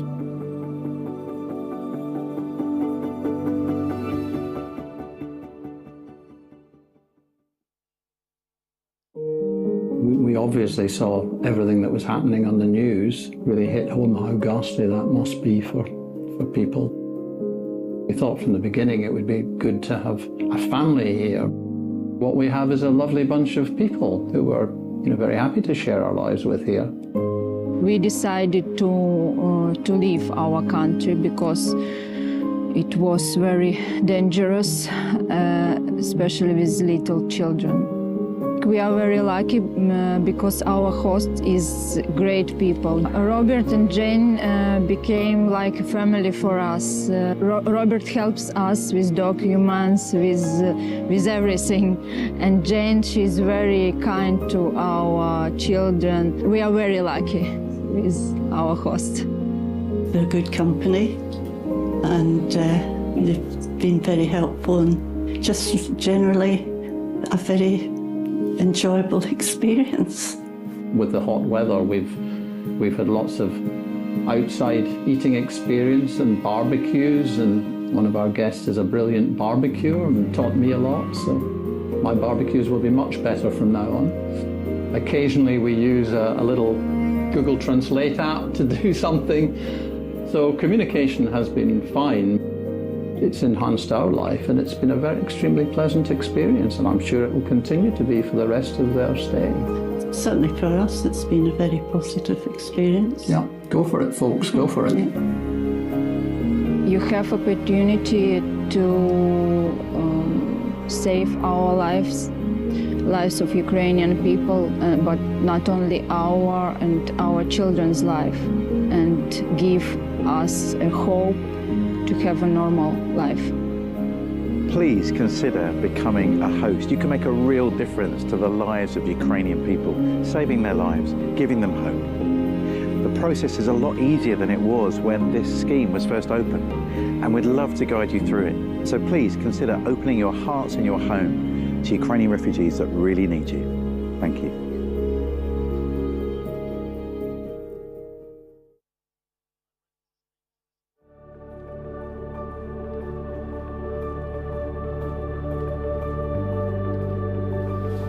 count it a privilege to be able to look after people who've arrived here from terrible circumstances in Ukraine. But there's a real challenge now, as many of our Ukrainian friends are really struggling to find independent accommodation. There's just not available rental properties for them. Some landlords are saying they won't rent to people on universal credit. They won't rent to refugees, even when there's a down payment, even when there's a guarantor. It doesn't work for people if they've fled war and terror to now be anxious about being homeless. It doesn't work if we say we're standing with our friends in Ukraine and yet we haven't offered people a safe place to live.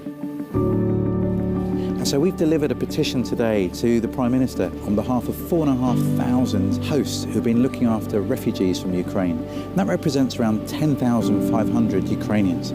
We need to finish the job. We need to help people transition to work and to worthwhile housing. People need the dignity of their own front door in order to be able to rebuild their lives and call themselves people that live here and feel at home here.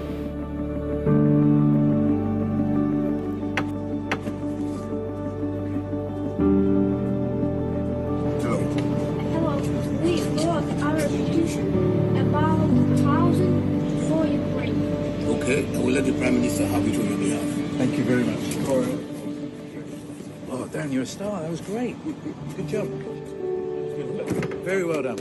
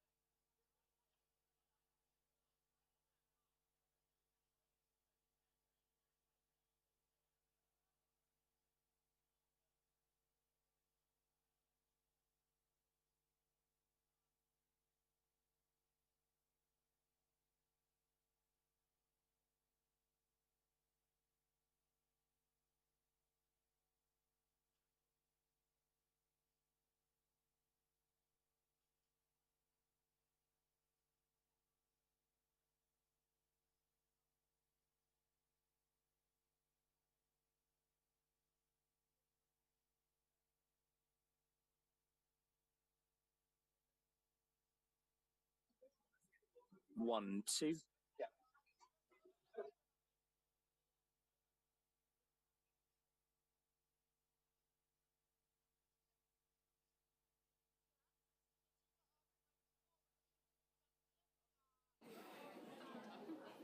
Good timing. They can't see me. Oh, here we go. Great. Have a seat, everybody. We're going to dive right back into the program. And we have a very special treat for you at the beginning. I did, but I would have put her on first, but I can't see her. I didn't see her when she came in, so I don't even know which one she I have seen her. Anyway. Okay, come and grab a seat, and we have a special treat for you right now that you will enjoy. If you're watching online, I hope you enjoyed our little video presentation. Those are available on the Sanctuary Foundation website. But yeah, come and grab a seat. This morning, a small group of us had breakfast in Christchurch College, and if you've not been to Christchurch College dining hall, if you've seen any of the Harry Potter films, you've seen Christchurch's dining room. And we sat down with Yeva, her grandmother, and her publisher, and Yeva has a plan one day to come and study law here at Oxford. And Yeva's currently 13 years old, so she's got a few years yet. but I don't know, some would say it was coincidence, others would call it divine providence. We ended up sitting opposite the head of admissions for the law programme at Christchurch College. She was very clear that she couldn't offer any special treatment, but she was very supportive and encouraging. So we thought we got the day off to a really good start. Now, this next moment is really important because Yeva Skaliecka is a published author. I don't know how many of you have published with Bloomsbury, and your book is available in 20 different countries, with more on the way, and is someone who gave a TEDx talk at Oxford a few weeks ago, and is going to go to the Hay Festival to speak. So we are not worthy of her presence, but we're very grateful that she's here. And Yeva's going to read a little excerpt from her book that tells what happened when the war began. So could you give a warm welcome to Yeva?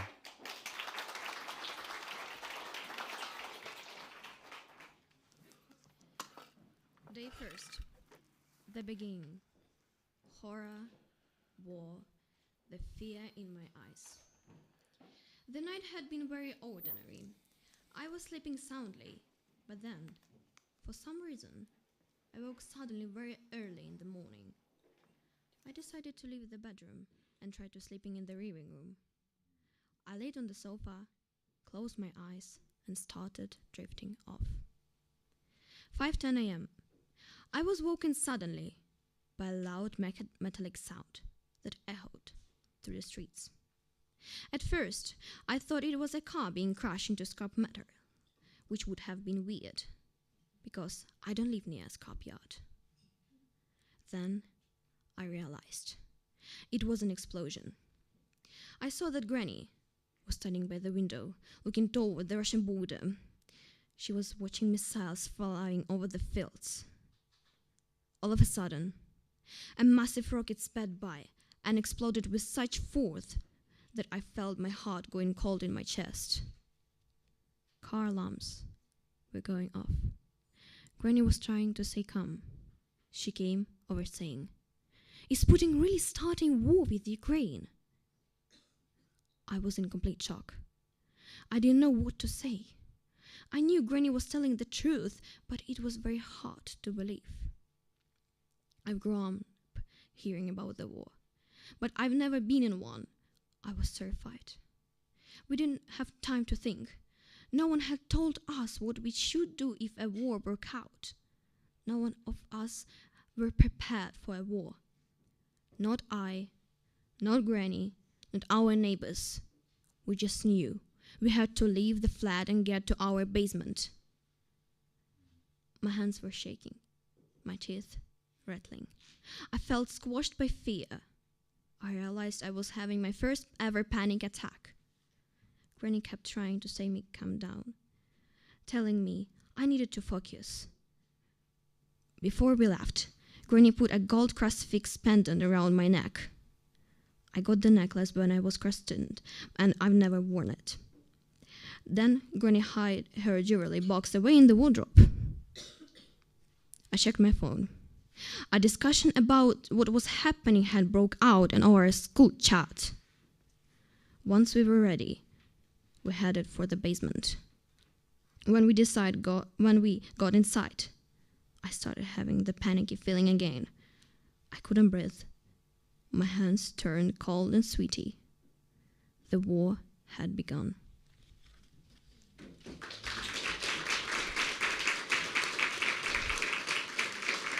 Amazing. Thank you, Yeva. Those are powerful, beautiful words, and they can't be easy to share a year on.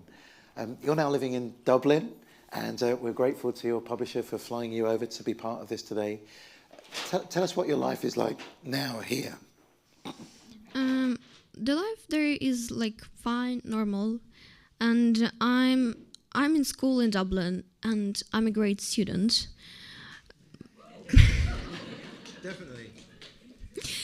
I'm passing exams very successfully, and my teacher is so proud of me. And everybody was surprised how my English is good, and even my English is my third language, and I'm learning more. And and I having lots of friends in Ireland, and everybody supporting us there, emotionally and psychologically. That's amazing. We're so pleased that you're settling in so well. You have aspirations to come here to Oxford. Tell us about some of your dreams. So my dreams, even now, to travel around the world and to discover new cultures, new languages, and all things about the world that we live in. And my dream from when I was a baby, I really wanted to study in Oxford University, and I really dream to learn the law, international law, history, and languages, more languages, because I want to communicate with people of all nationalities and get as more knowledge as I can. Fantastic. Well, your book is absolutely amazing, and you are already communicating with 20 different countries, and you've moved us today. We're so grateful that you're here. I know later on today you've got an interview with Sky News, and all the best at the Hay Festival. Thank you very much to Yeva. Thank you.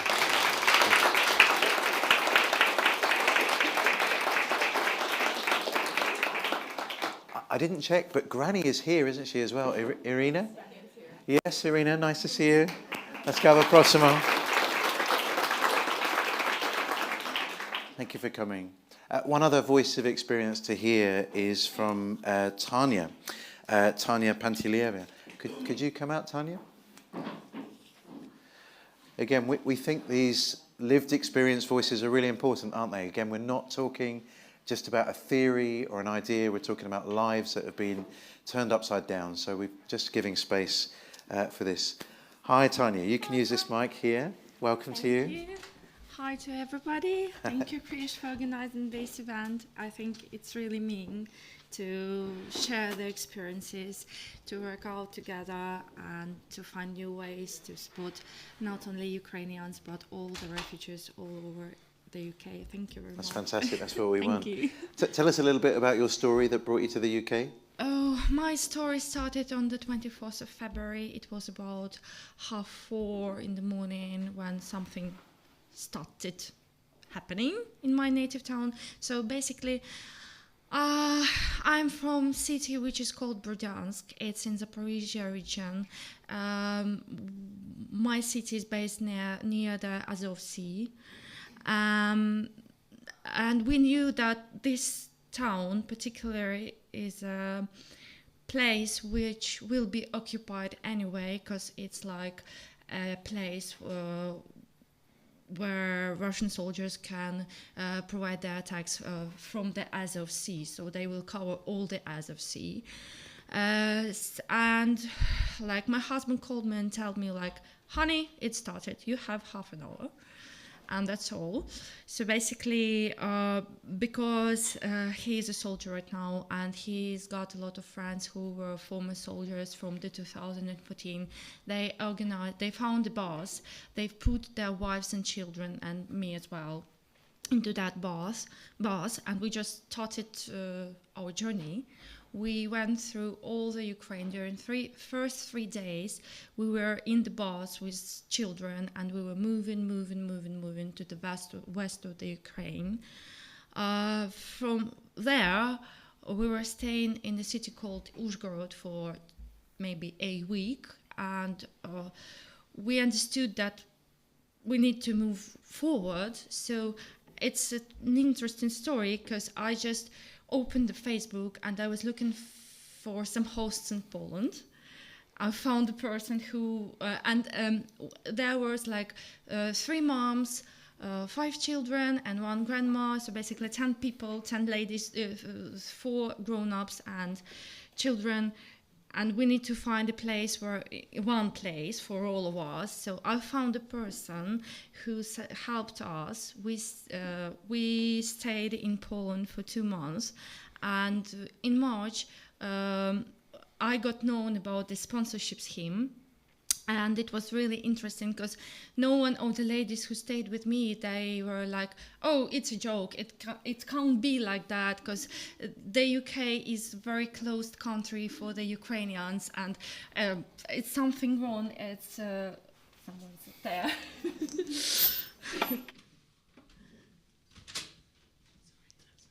Like you're making a mistake.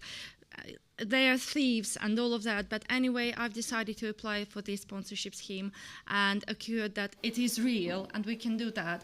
And the funny story that my sponsor I found as well on the Facebook, so thank you Facebook. I found all of my hosts on the Facebook. And yes, we were waiting for visa. There were some delays with visas, but anyway, we are here. I'm really grateful to everyone who supports Ukrainians. I have such a great experience of, first of all, of the educational system, because my son, he's got some issues, and over here he is accepted by the society. He is supported by the teachers. He's getting his resilience, and really, that's great. That's fine. Thank you very much. Amazing. Thank you very much. Thank you. Thank you, Tanya. That is really encouraging. Our survey found out that 90% of children who have come from Ukraine are in school. And so good to hear that children with additional needs are getting the support that they need. That's one of our strengths in our education system. As a father of children with special educational needs, we can be frustrated that it isn't as good as provision as we want. But compared to many countries, we are really blessed. So fantastic, Tanya, to have you. And thank you to Yeva as well for joining us. Now, we've talked about civil society. We talked about government. We haven't talked yet about business. And business played actually a really key role in the Homes for Ukraine programme. And we're going to be joined via video from Michael Duncan, who is from the Royal Bank of Scotland, or NatWest Group as it's now known. He can't hear me, so I can tell you that they have sponsored lunch, and we are very grateful for that. And so next time you go near a NatWest branch, give them a big thumbs up, because they've done something fantastic for Ukraine, but they've also helped us today. So over to Michael Duncan. The NatWest Group, we knew that we had to do something. The scale of what happened with the Russian invasion of Ukraine, it was obvious to us that we had to do something. It became apparent to me that we had to look at it through a number of different lenses. We had to look at what's our response as a bank, as a financial services. That's our business. The second lens was what do we do as a big employer? You know, we have 41,000 staff in the UK, with another 60,000 in total across the globe. How do we respond to that? Not least because we have 1,500 colleagues based in Poland, right next door. The third lens we looked through was we are a big customer service organisation with 19 million customers, a huge reach. So how do we respond to that fact that we have a huge reach to 19 million people who listen to us and hopefully trust us as an organisation? And then the fourth lens that we looked at everything through was as a big corporate with a desire to be responsible, to be purpose-led, and to be a good corporate citizen. And so we looked at our response through all these lenses and came up with a package of activity that we hope made a big difference as an organisation to support both the situation in Ukraine itself, but also those coming to the UK from Ukraine through the schemes that were set up. One of the first things that happened was that we recognised that for the Ukrainians coming over to the UK, we knew that being able to open a bank account quickly and simply was a hugely important thing. So we worked very quickly to develop a streamlined process for refugee accounts.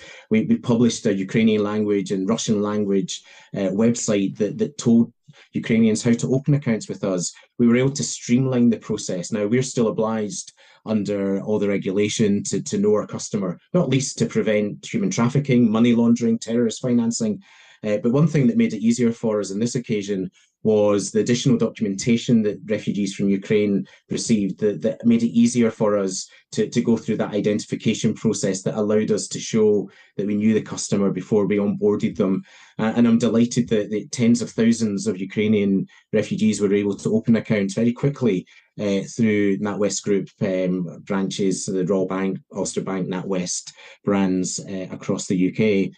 We also looked at the impact of things like the Homes for Ukraine scheme on our own customers. So we knew a few of our customers would be worried about what's the impact on our insurance policy, what's the impact on our mortgage, are there exceptions, are there rules? So we very quickly went out with a clear statement that said that any customer who participated in the Homes for Ukraine scheme would not be adversely impacted under the terms of their insurance and their mortgage, just giving confidence that our customers who wanted to do the right thing could do the right thing, and there would be no impediment to doing that from their bank. So we thought that was important to launch. So that's looking through the first lens and made a big difference to allow the Homes for Ukraine scheme to be successful, and also to welcome Ukrainians with a simple account opening opportunity. Through the employer lens, and we encouraged our colleagues to give to the DEC appeal to support that international emergency response. We provided practical support to colleagues, especially our colleagues in Poland, who were desperate to be practically helping on the ground. So we gave enhanced volunteering leave to colleagues who were involved in the relief support. And we did encourage our colleagues to take part in the Homes for Ukraine scheme, showing them how to do that, giving them practical guidance as to how that would work alongside their working responsibilities, and pointing resources like the Sanctuary Foundation's refugee support course to help them be prepared and ready to welcome refugees into their home. We looked at the customer lens, and we have a huge reach to 19 million customers across the UK and beyond. So we encouraged them to give, and over £10 million was raised for the DEC appeal through the generosity of our customers, matched by the bank up to a certain amount. And that's made a huge difference to the DEC appeal and being able to deliver that on the ground support.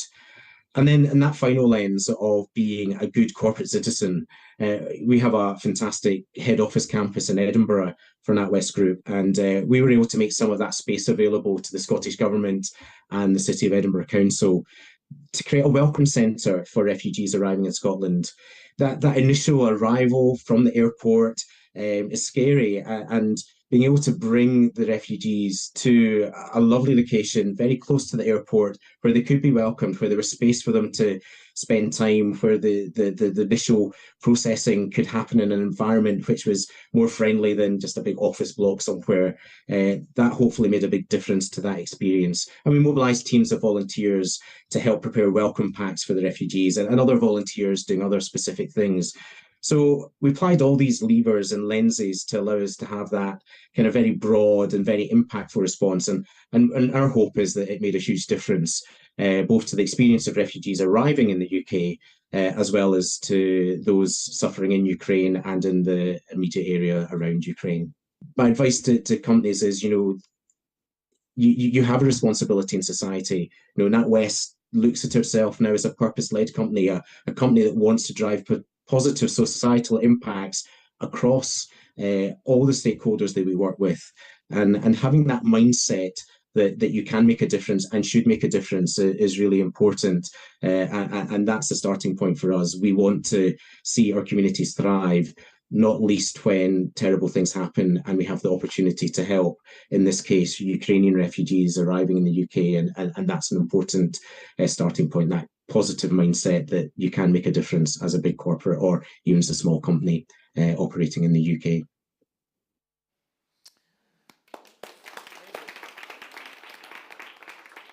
I don't know if you all knew that NatWest have been doing that, and it's been absolutely fantastic. Banking doesn't have the greatest reputation when people think about philanthropy and humanitarian work, but this bank was doing a great job, and I think really sets the bar high.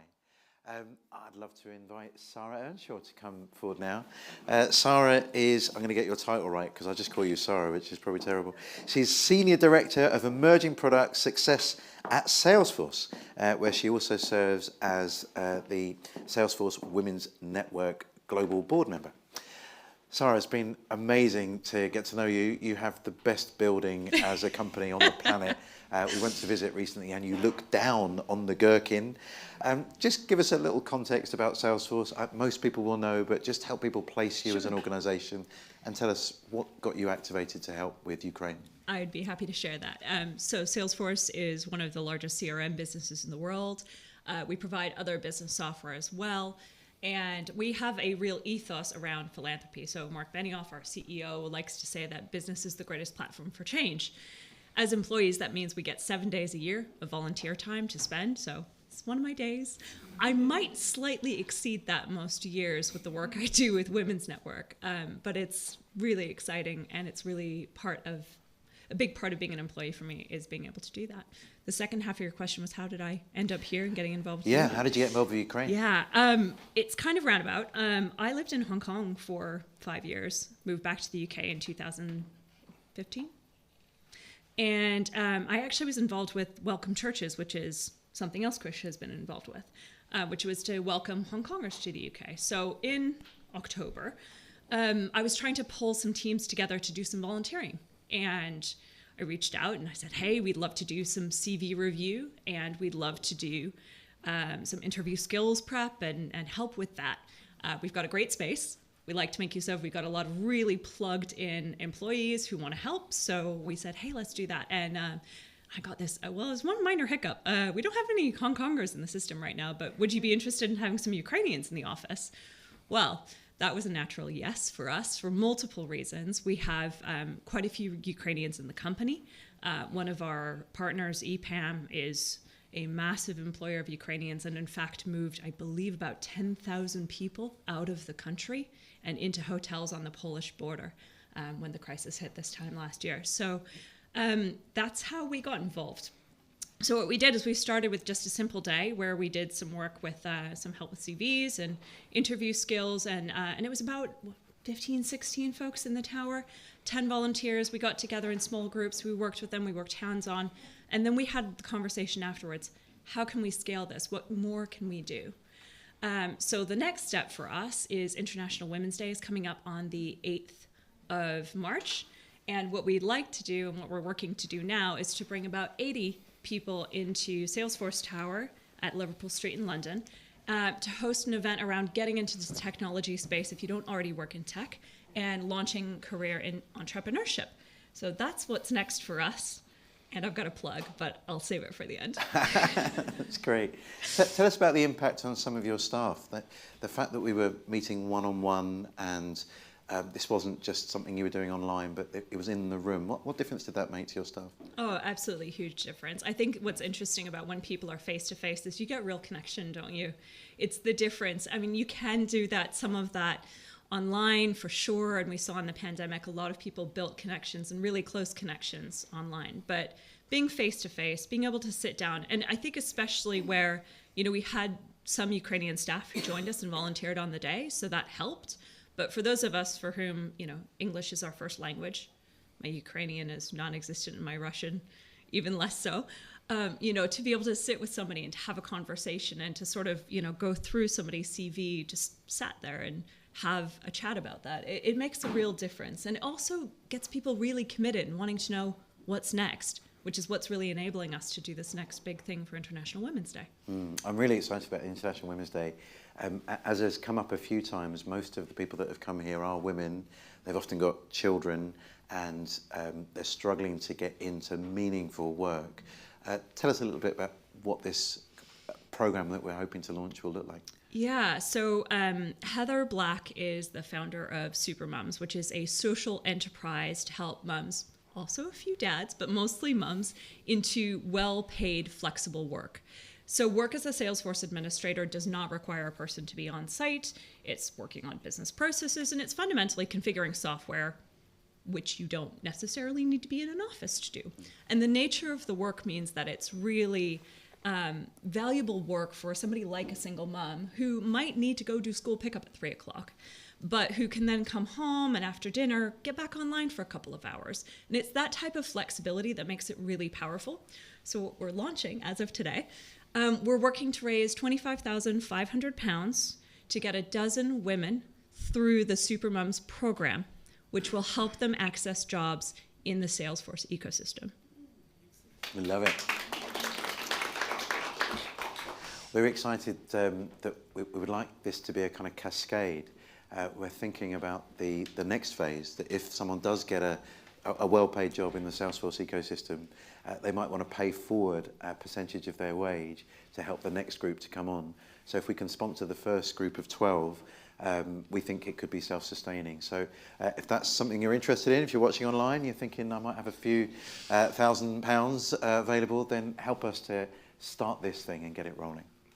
Great. And that's really the idea behind it. It's similar to what we do at Salesforce with the volunteering and the donation. So any donations from Salesforce employees, I did mine on Monday, will be matched by Salesforce dollar for dollar, because it's an American company, sorry. But it'll be matched dollar for dollar, pound for pound, to multiply the impact. And as Krish says, hopefully this becomes a self-funding, sustainable program whereby each cohort helps to fund multiple more cohorts. Fantastic. Sarah, thank you for everything you've been doing. Thank you, Krish. Great to have you here.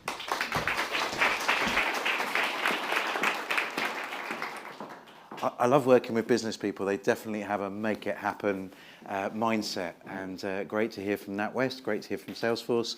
We're now hopefully going to be joined online by Nick Vetch. Nick Vetch, OBE, if I'm not mistaken. Nick, nice to see you. Nice to see you, Krish. Excellent, good to see you. Nick, you've been prodigious in the work that you've been doing with Ukrainian refugees. Just tell a little bit about what motivated you to get involved and what you've been doing. Yeah, so I came at this slightly differently in that although I chair a large corporate which I founded, I actually came at this as an individual, albeit harnessing some of the sort of corporate underwriting that I have. It was very simple. I heard about the Homes for Ukraine scheme, figured out there would be lots of people, and I was right about that, who are well equipped and well skilled in terms of the settlement at this end, including you, Krish, and your organization. But what I wondered was whether anybody would really figure out how to do what we loosely call the front end. So in practice, what I did was get on an airplane, I don't know, beginning of March, about now, last year, went down to Medica, to the Polish border, followed the route back and realized that there was going to be a significant need, and further realized that and this is not a criticism, it's just the way it happened, that for Ukrainians navigating the, at the time, quite complex process of securing a visa and finding a sponsor and so on would be quite challenging, not least of all around language and so on. So I hired 16 young Ukrainians in Warsaw and Krakow. We set up offices in both those places, and it started off just as an information portal, and our consultants going into the refugee centres and just simply helping people. We then took it online, and we had a massive response. So I rather lose track how many people we've helped navigate their way through, but it's tens of thousands now. And then I decided to go further into the process, so formed a joint venture with Citizens UK, and we've been engaged in the matching process through a community scheme. Citizens have assembled, I think, about 100 strategic partners now. To be a strategic partner, you have to have 50 hosts and a paid employee, and we go through the matching process. So I suppose that all of that's kind of interesting, but more importantly is what can be learned from my perspective on this. So business does not have all the answers, that's for sure. But I think business people can add something to the process. So in this case, I mean, I come from an entrepreneurial background, so I was able to set up a business, because that's what it was in a way. I mean, it's a not-for-profit business, but an organization, if you like, very rapidly. We did it in a matter of days. We were up and running in a matter of days. We were able to leverage, I was able to leverage contacts all over the place. And I did it unashamedly, actually, to assist. So, you know, for instance, at a certain point, we realized that we would be able to get sponsors, we'd be able to get matches, we'd be able to get a visa, but then people wouldn't be able to travel. So through a lovely man called Ed Shapiro, we persuaded Wizz Air to give us 10,000 subsidised flights. Subsidised is the operative word. So now we had to find about £600,000, and pretty quickly. Well, it took 3 phone calls. I rang my friend Steve Morgan at Red Row and said, you know, could you help out on this? And on the call, he said, yeah, I'll do half. We were struggling to get bank accounts. We set up a charity in 8 days. That was a kind of a leverage thing where we just used a bit of influence. We couldn't get a bank account, and so I just used some leverage with the bank and managed to get that up. So I think it's the kind of convening power of business. It's the contacts, and then not least of all, we can probably access money. Not universally so, but we can probably access money faster than most. So, I needed to get this organisation funded. I was sort of funded initially by myself and some friends and families and so on. But to scale it, we needed finance, and we were able to do that really very quickly. So I suppose if we can use business to leverage outcomes and use its expertise, it is a very powerful force. And in combination with the traditional charity sector and indeed with government, I think the case has been proven with the Homes for Ukraine scheme that 1 + 1 + 1 makes a lot more than 3. And I think the outcome speaks for itself. So I think there's a lot to be played for all round, and business has a very important part to play in that. Fantastic, Nick. Well done.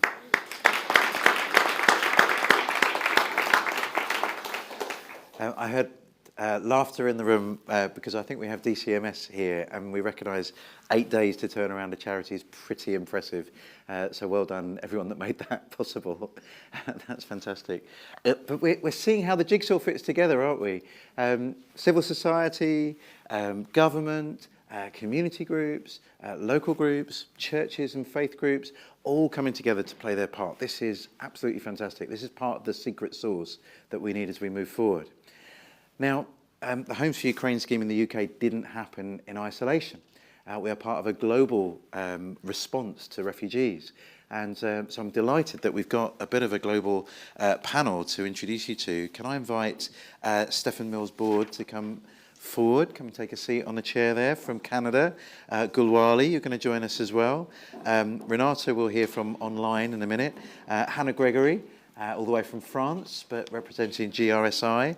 And we have Rhett Boutrick that will join us from Germany online in a minute. So let's just put this in a little bit of global context, and let's start with Stefan. Canada has been positively name-dropped many times because of your outstanding work with community sponsorship.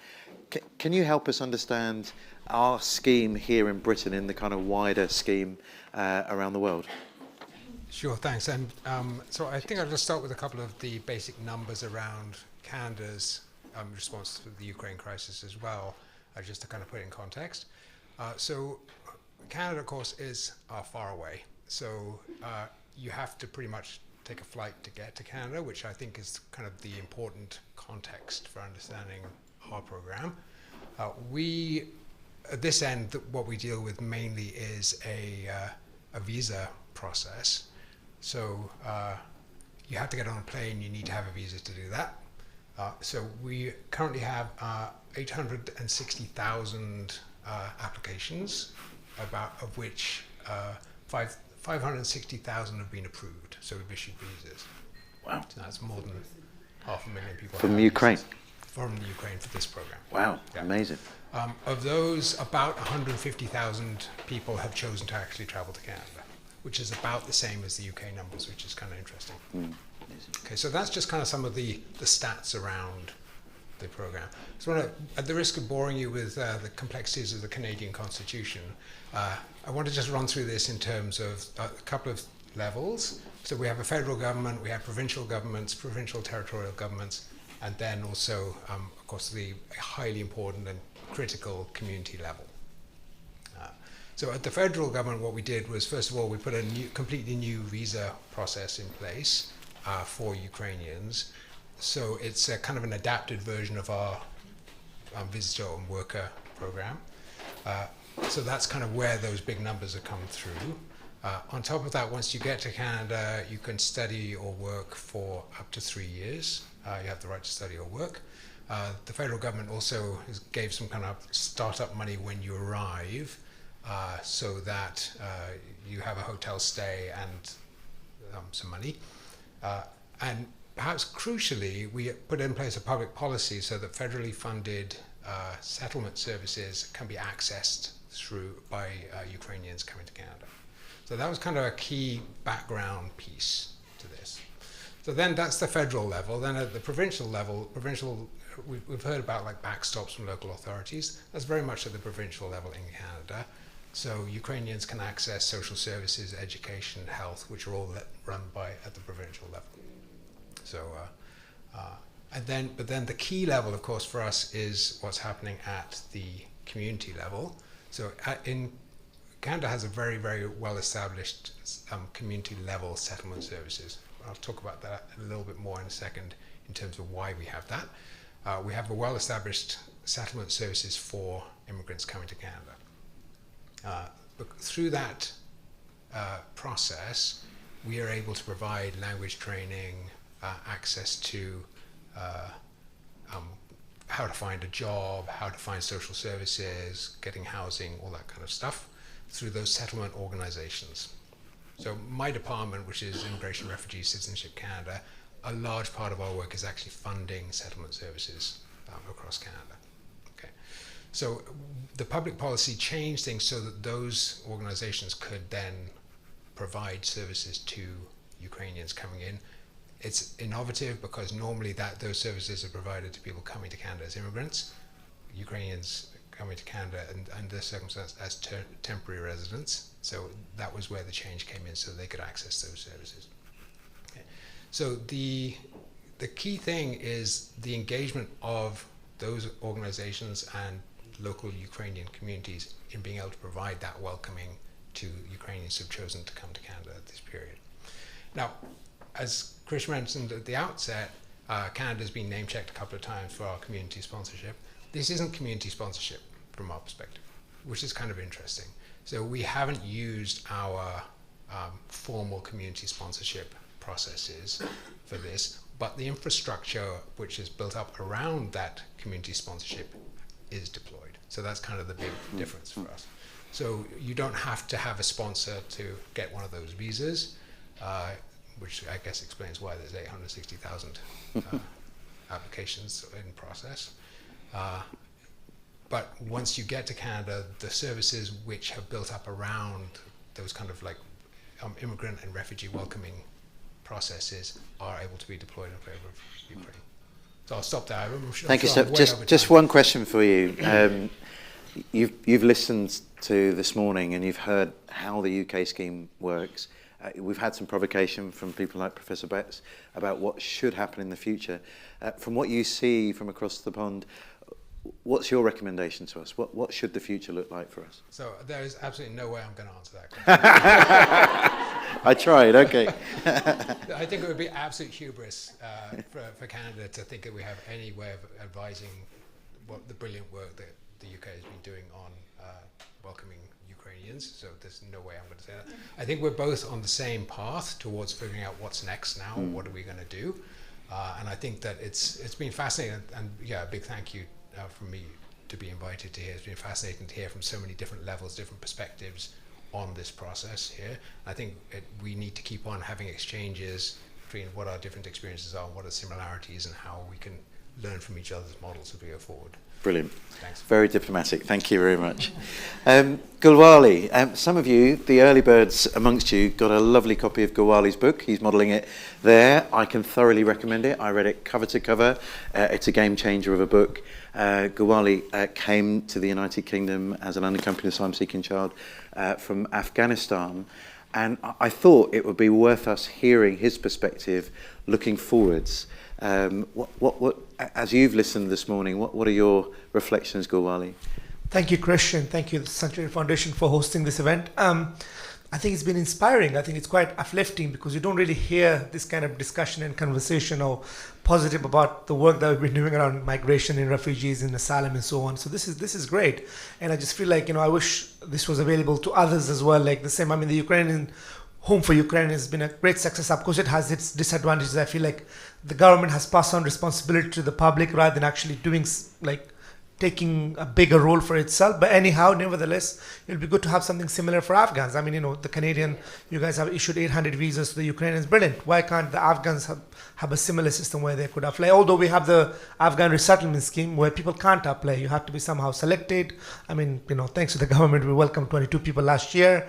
That's a big deal. But anyhow, and Ukraine, I think it's been a really uplifting, quite insightful morning, and I'm glad to be here, and I look forward to learning and finding ways how we could take this scheme forward. Specifically, now we have 8,500 Afghans in hotels. Those Afghans we evacuated over a year and a half ago, costing us £1 million. Then they don't want to be there. We don't want them to be there. The Home Office don't want them to be there. We had to find a way where we move them out and they can start living their normal lives and have education for their kids and get jobs and not be, the people who are traumatized. Of course, it was very different experiences maybe for some of the Ukrainian friends that we have, but, nevertheless, I think we can use a similar model in a way that fits the Afghan needs. But, so far, so good. Thank you, Gawali. We're looking forward for the discussion around tables later to figure out what are the elements that can translate for other groups of people. I think there were some unique elements to the Ukraine resettlement in that we were mainly thinking about smaller families, women and maybe a couple of children, and some of our Afghan friends have larger families that will make that more complicated. But still, this risk, open, agile, inclusive, working with local communities and businesses to find a solution. That I think we could redeploy really effectively to help Afghans. Thank you. We're looking forward to hearing from you more later in the day. We now have, I believe, hopefully, Renata Stefanska, who's joining us on Zoom, and she's going to give... is she going to join us on Zoom? It's all worked swimmingly so far? Anything's possible? She is there. She just hasn't turned her camera on yet. Oh, okay. Great. Well, you are welcome, Stefana. Thank you for joining us. Can we hear you? Or can you hear us? They joined the Zoom call quite a while back, actually. Oh, did they? We are a few minutes late. Oh, hello. Hi. This is Martina because I can't hear everything. Brilliant. Can you turn your camera on? Can we see you?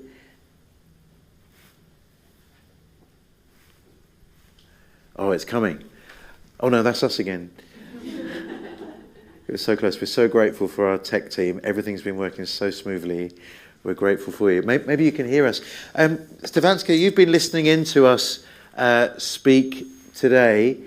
Give us your perspective. Tell us where you are in the world and what you've seen in terms of refugee resettlement.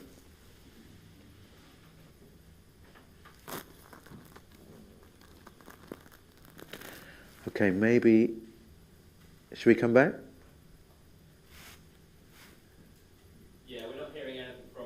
Okay, maybe we'll try and come back to you again in a moment. Hannah Gregory from the GRSI. Hannah, you've been working in this field a long time. You were part of the original Syria Dream Team that has been reassembled for today, and you're now working in more of a global role. Again, what are your observations about the Home to Ukraine scheme and the next steps maybe for us as a nation?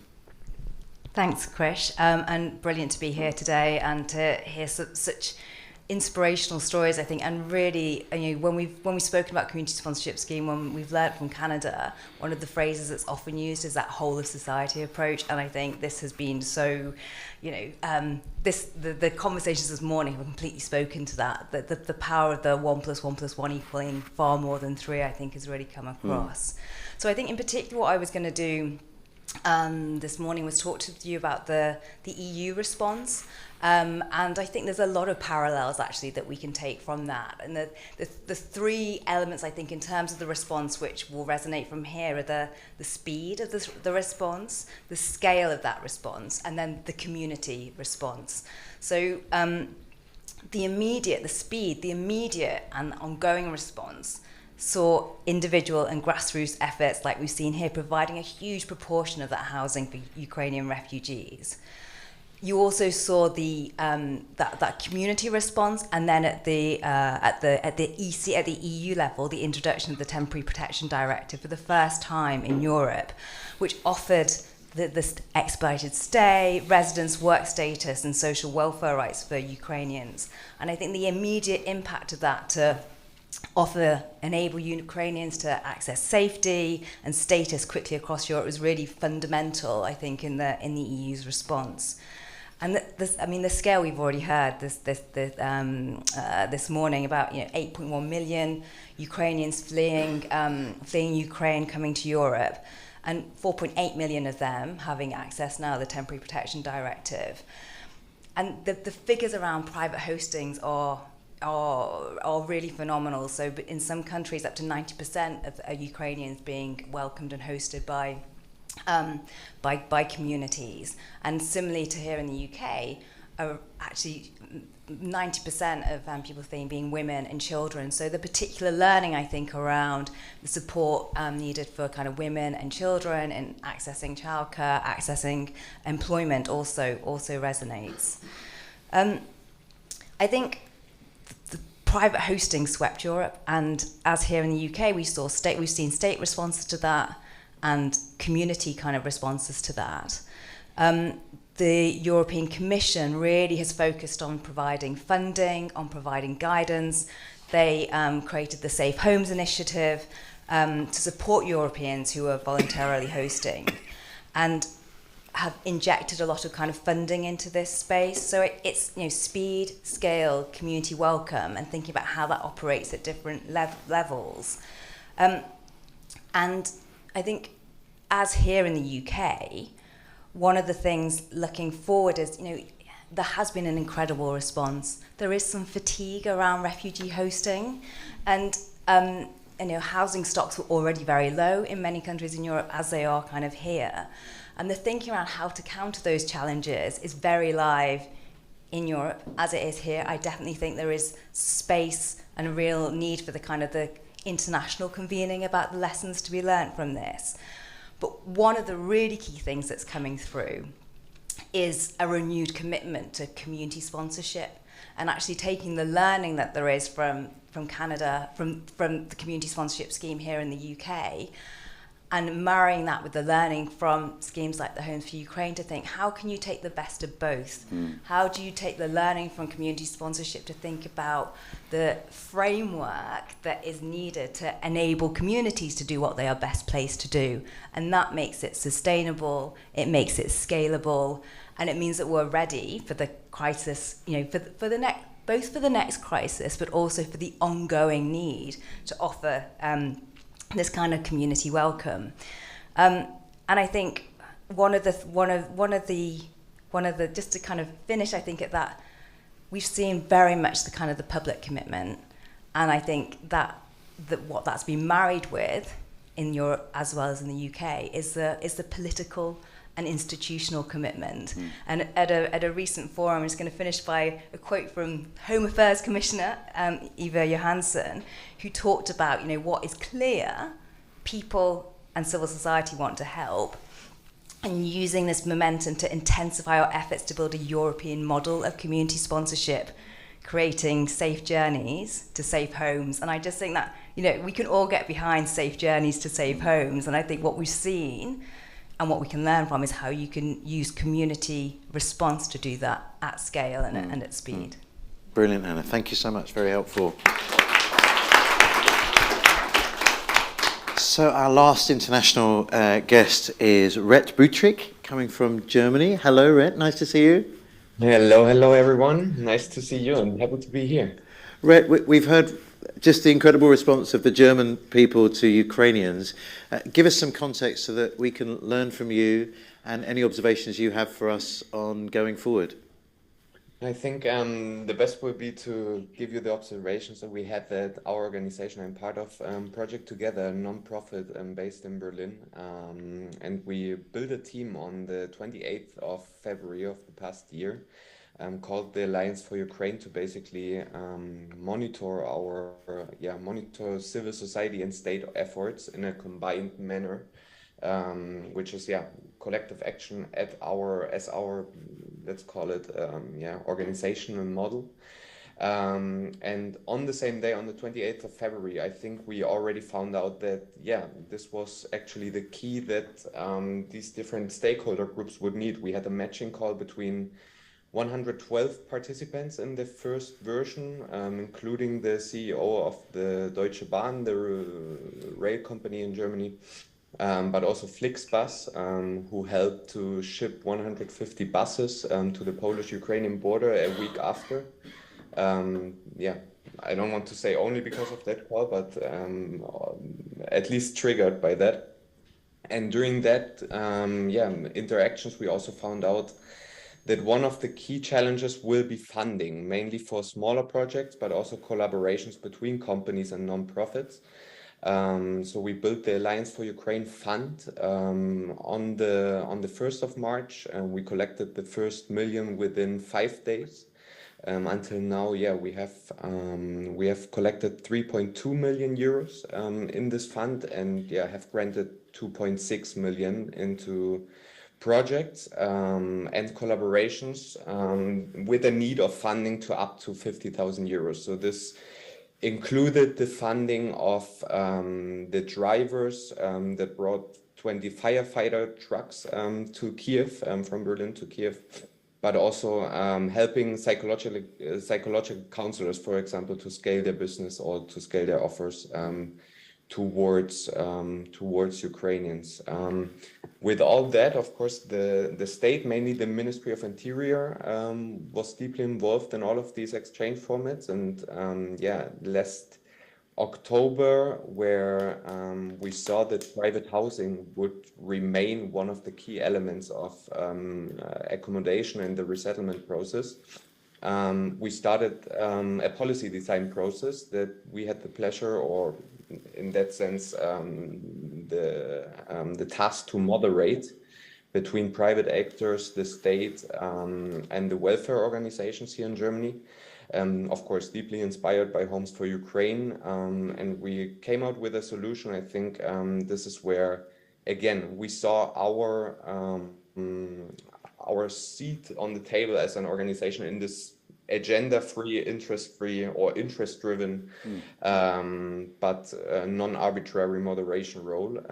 And we have a solution now for the remuneration of private hosts, coming in April in Germany. Not completely a copy of the programs we know from other countries, but at least it will cover the living costs of people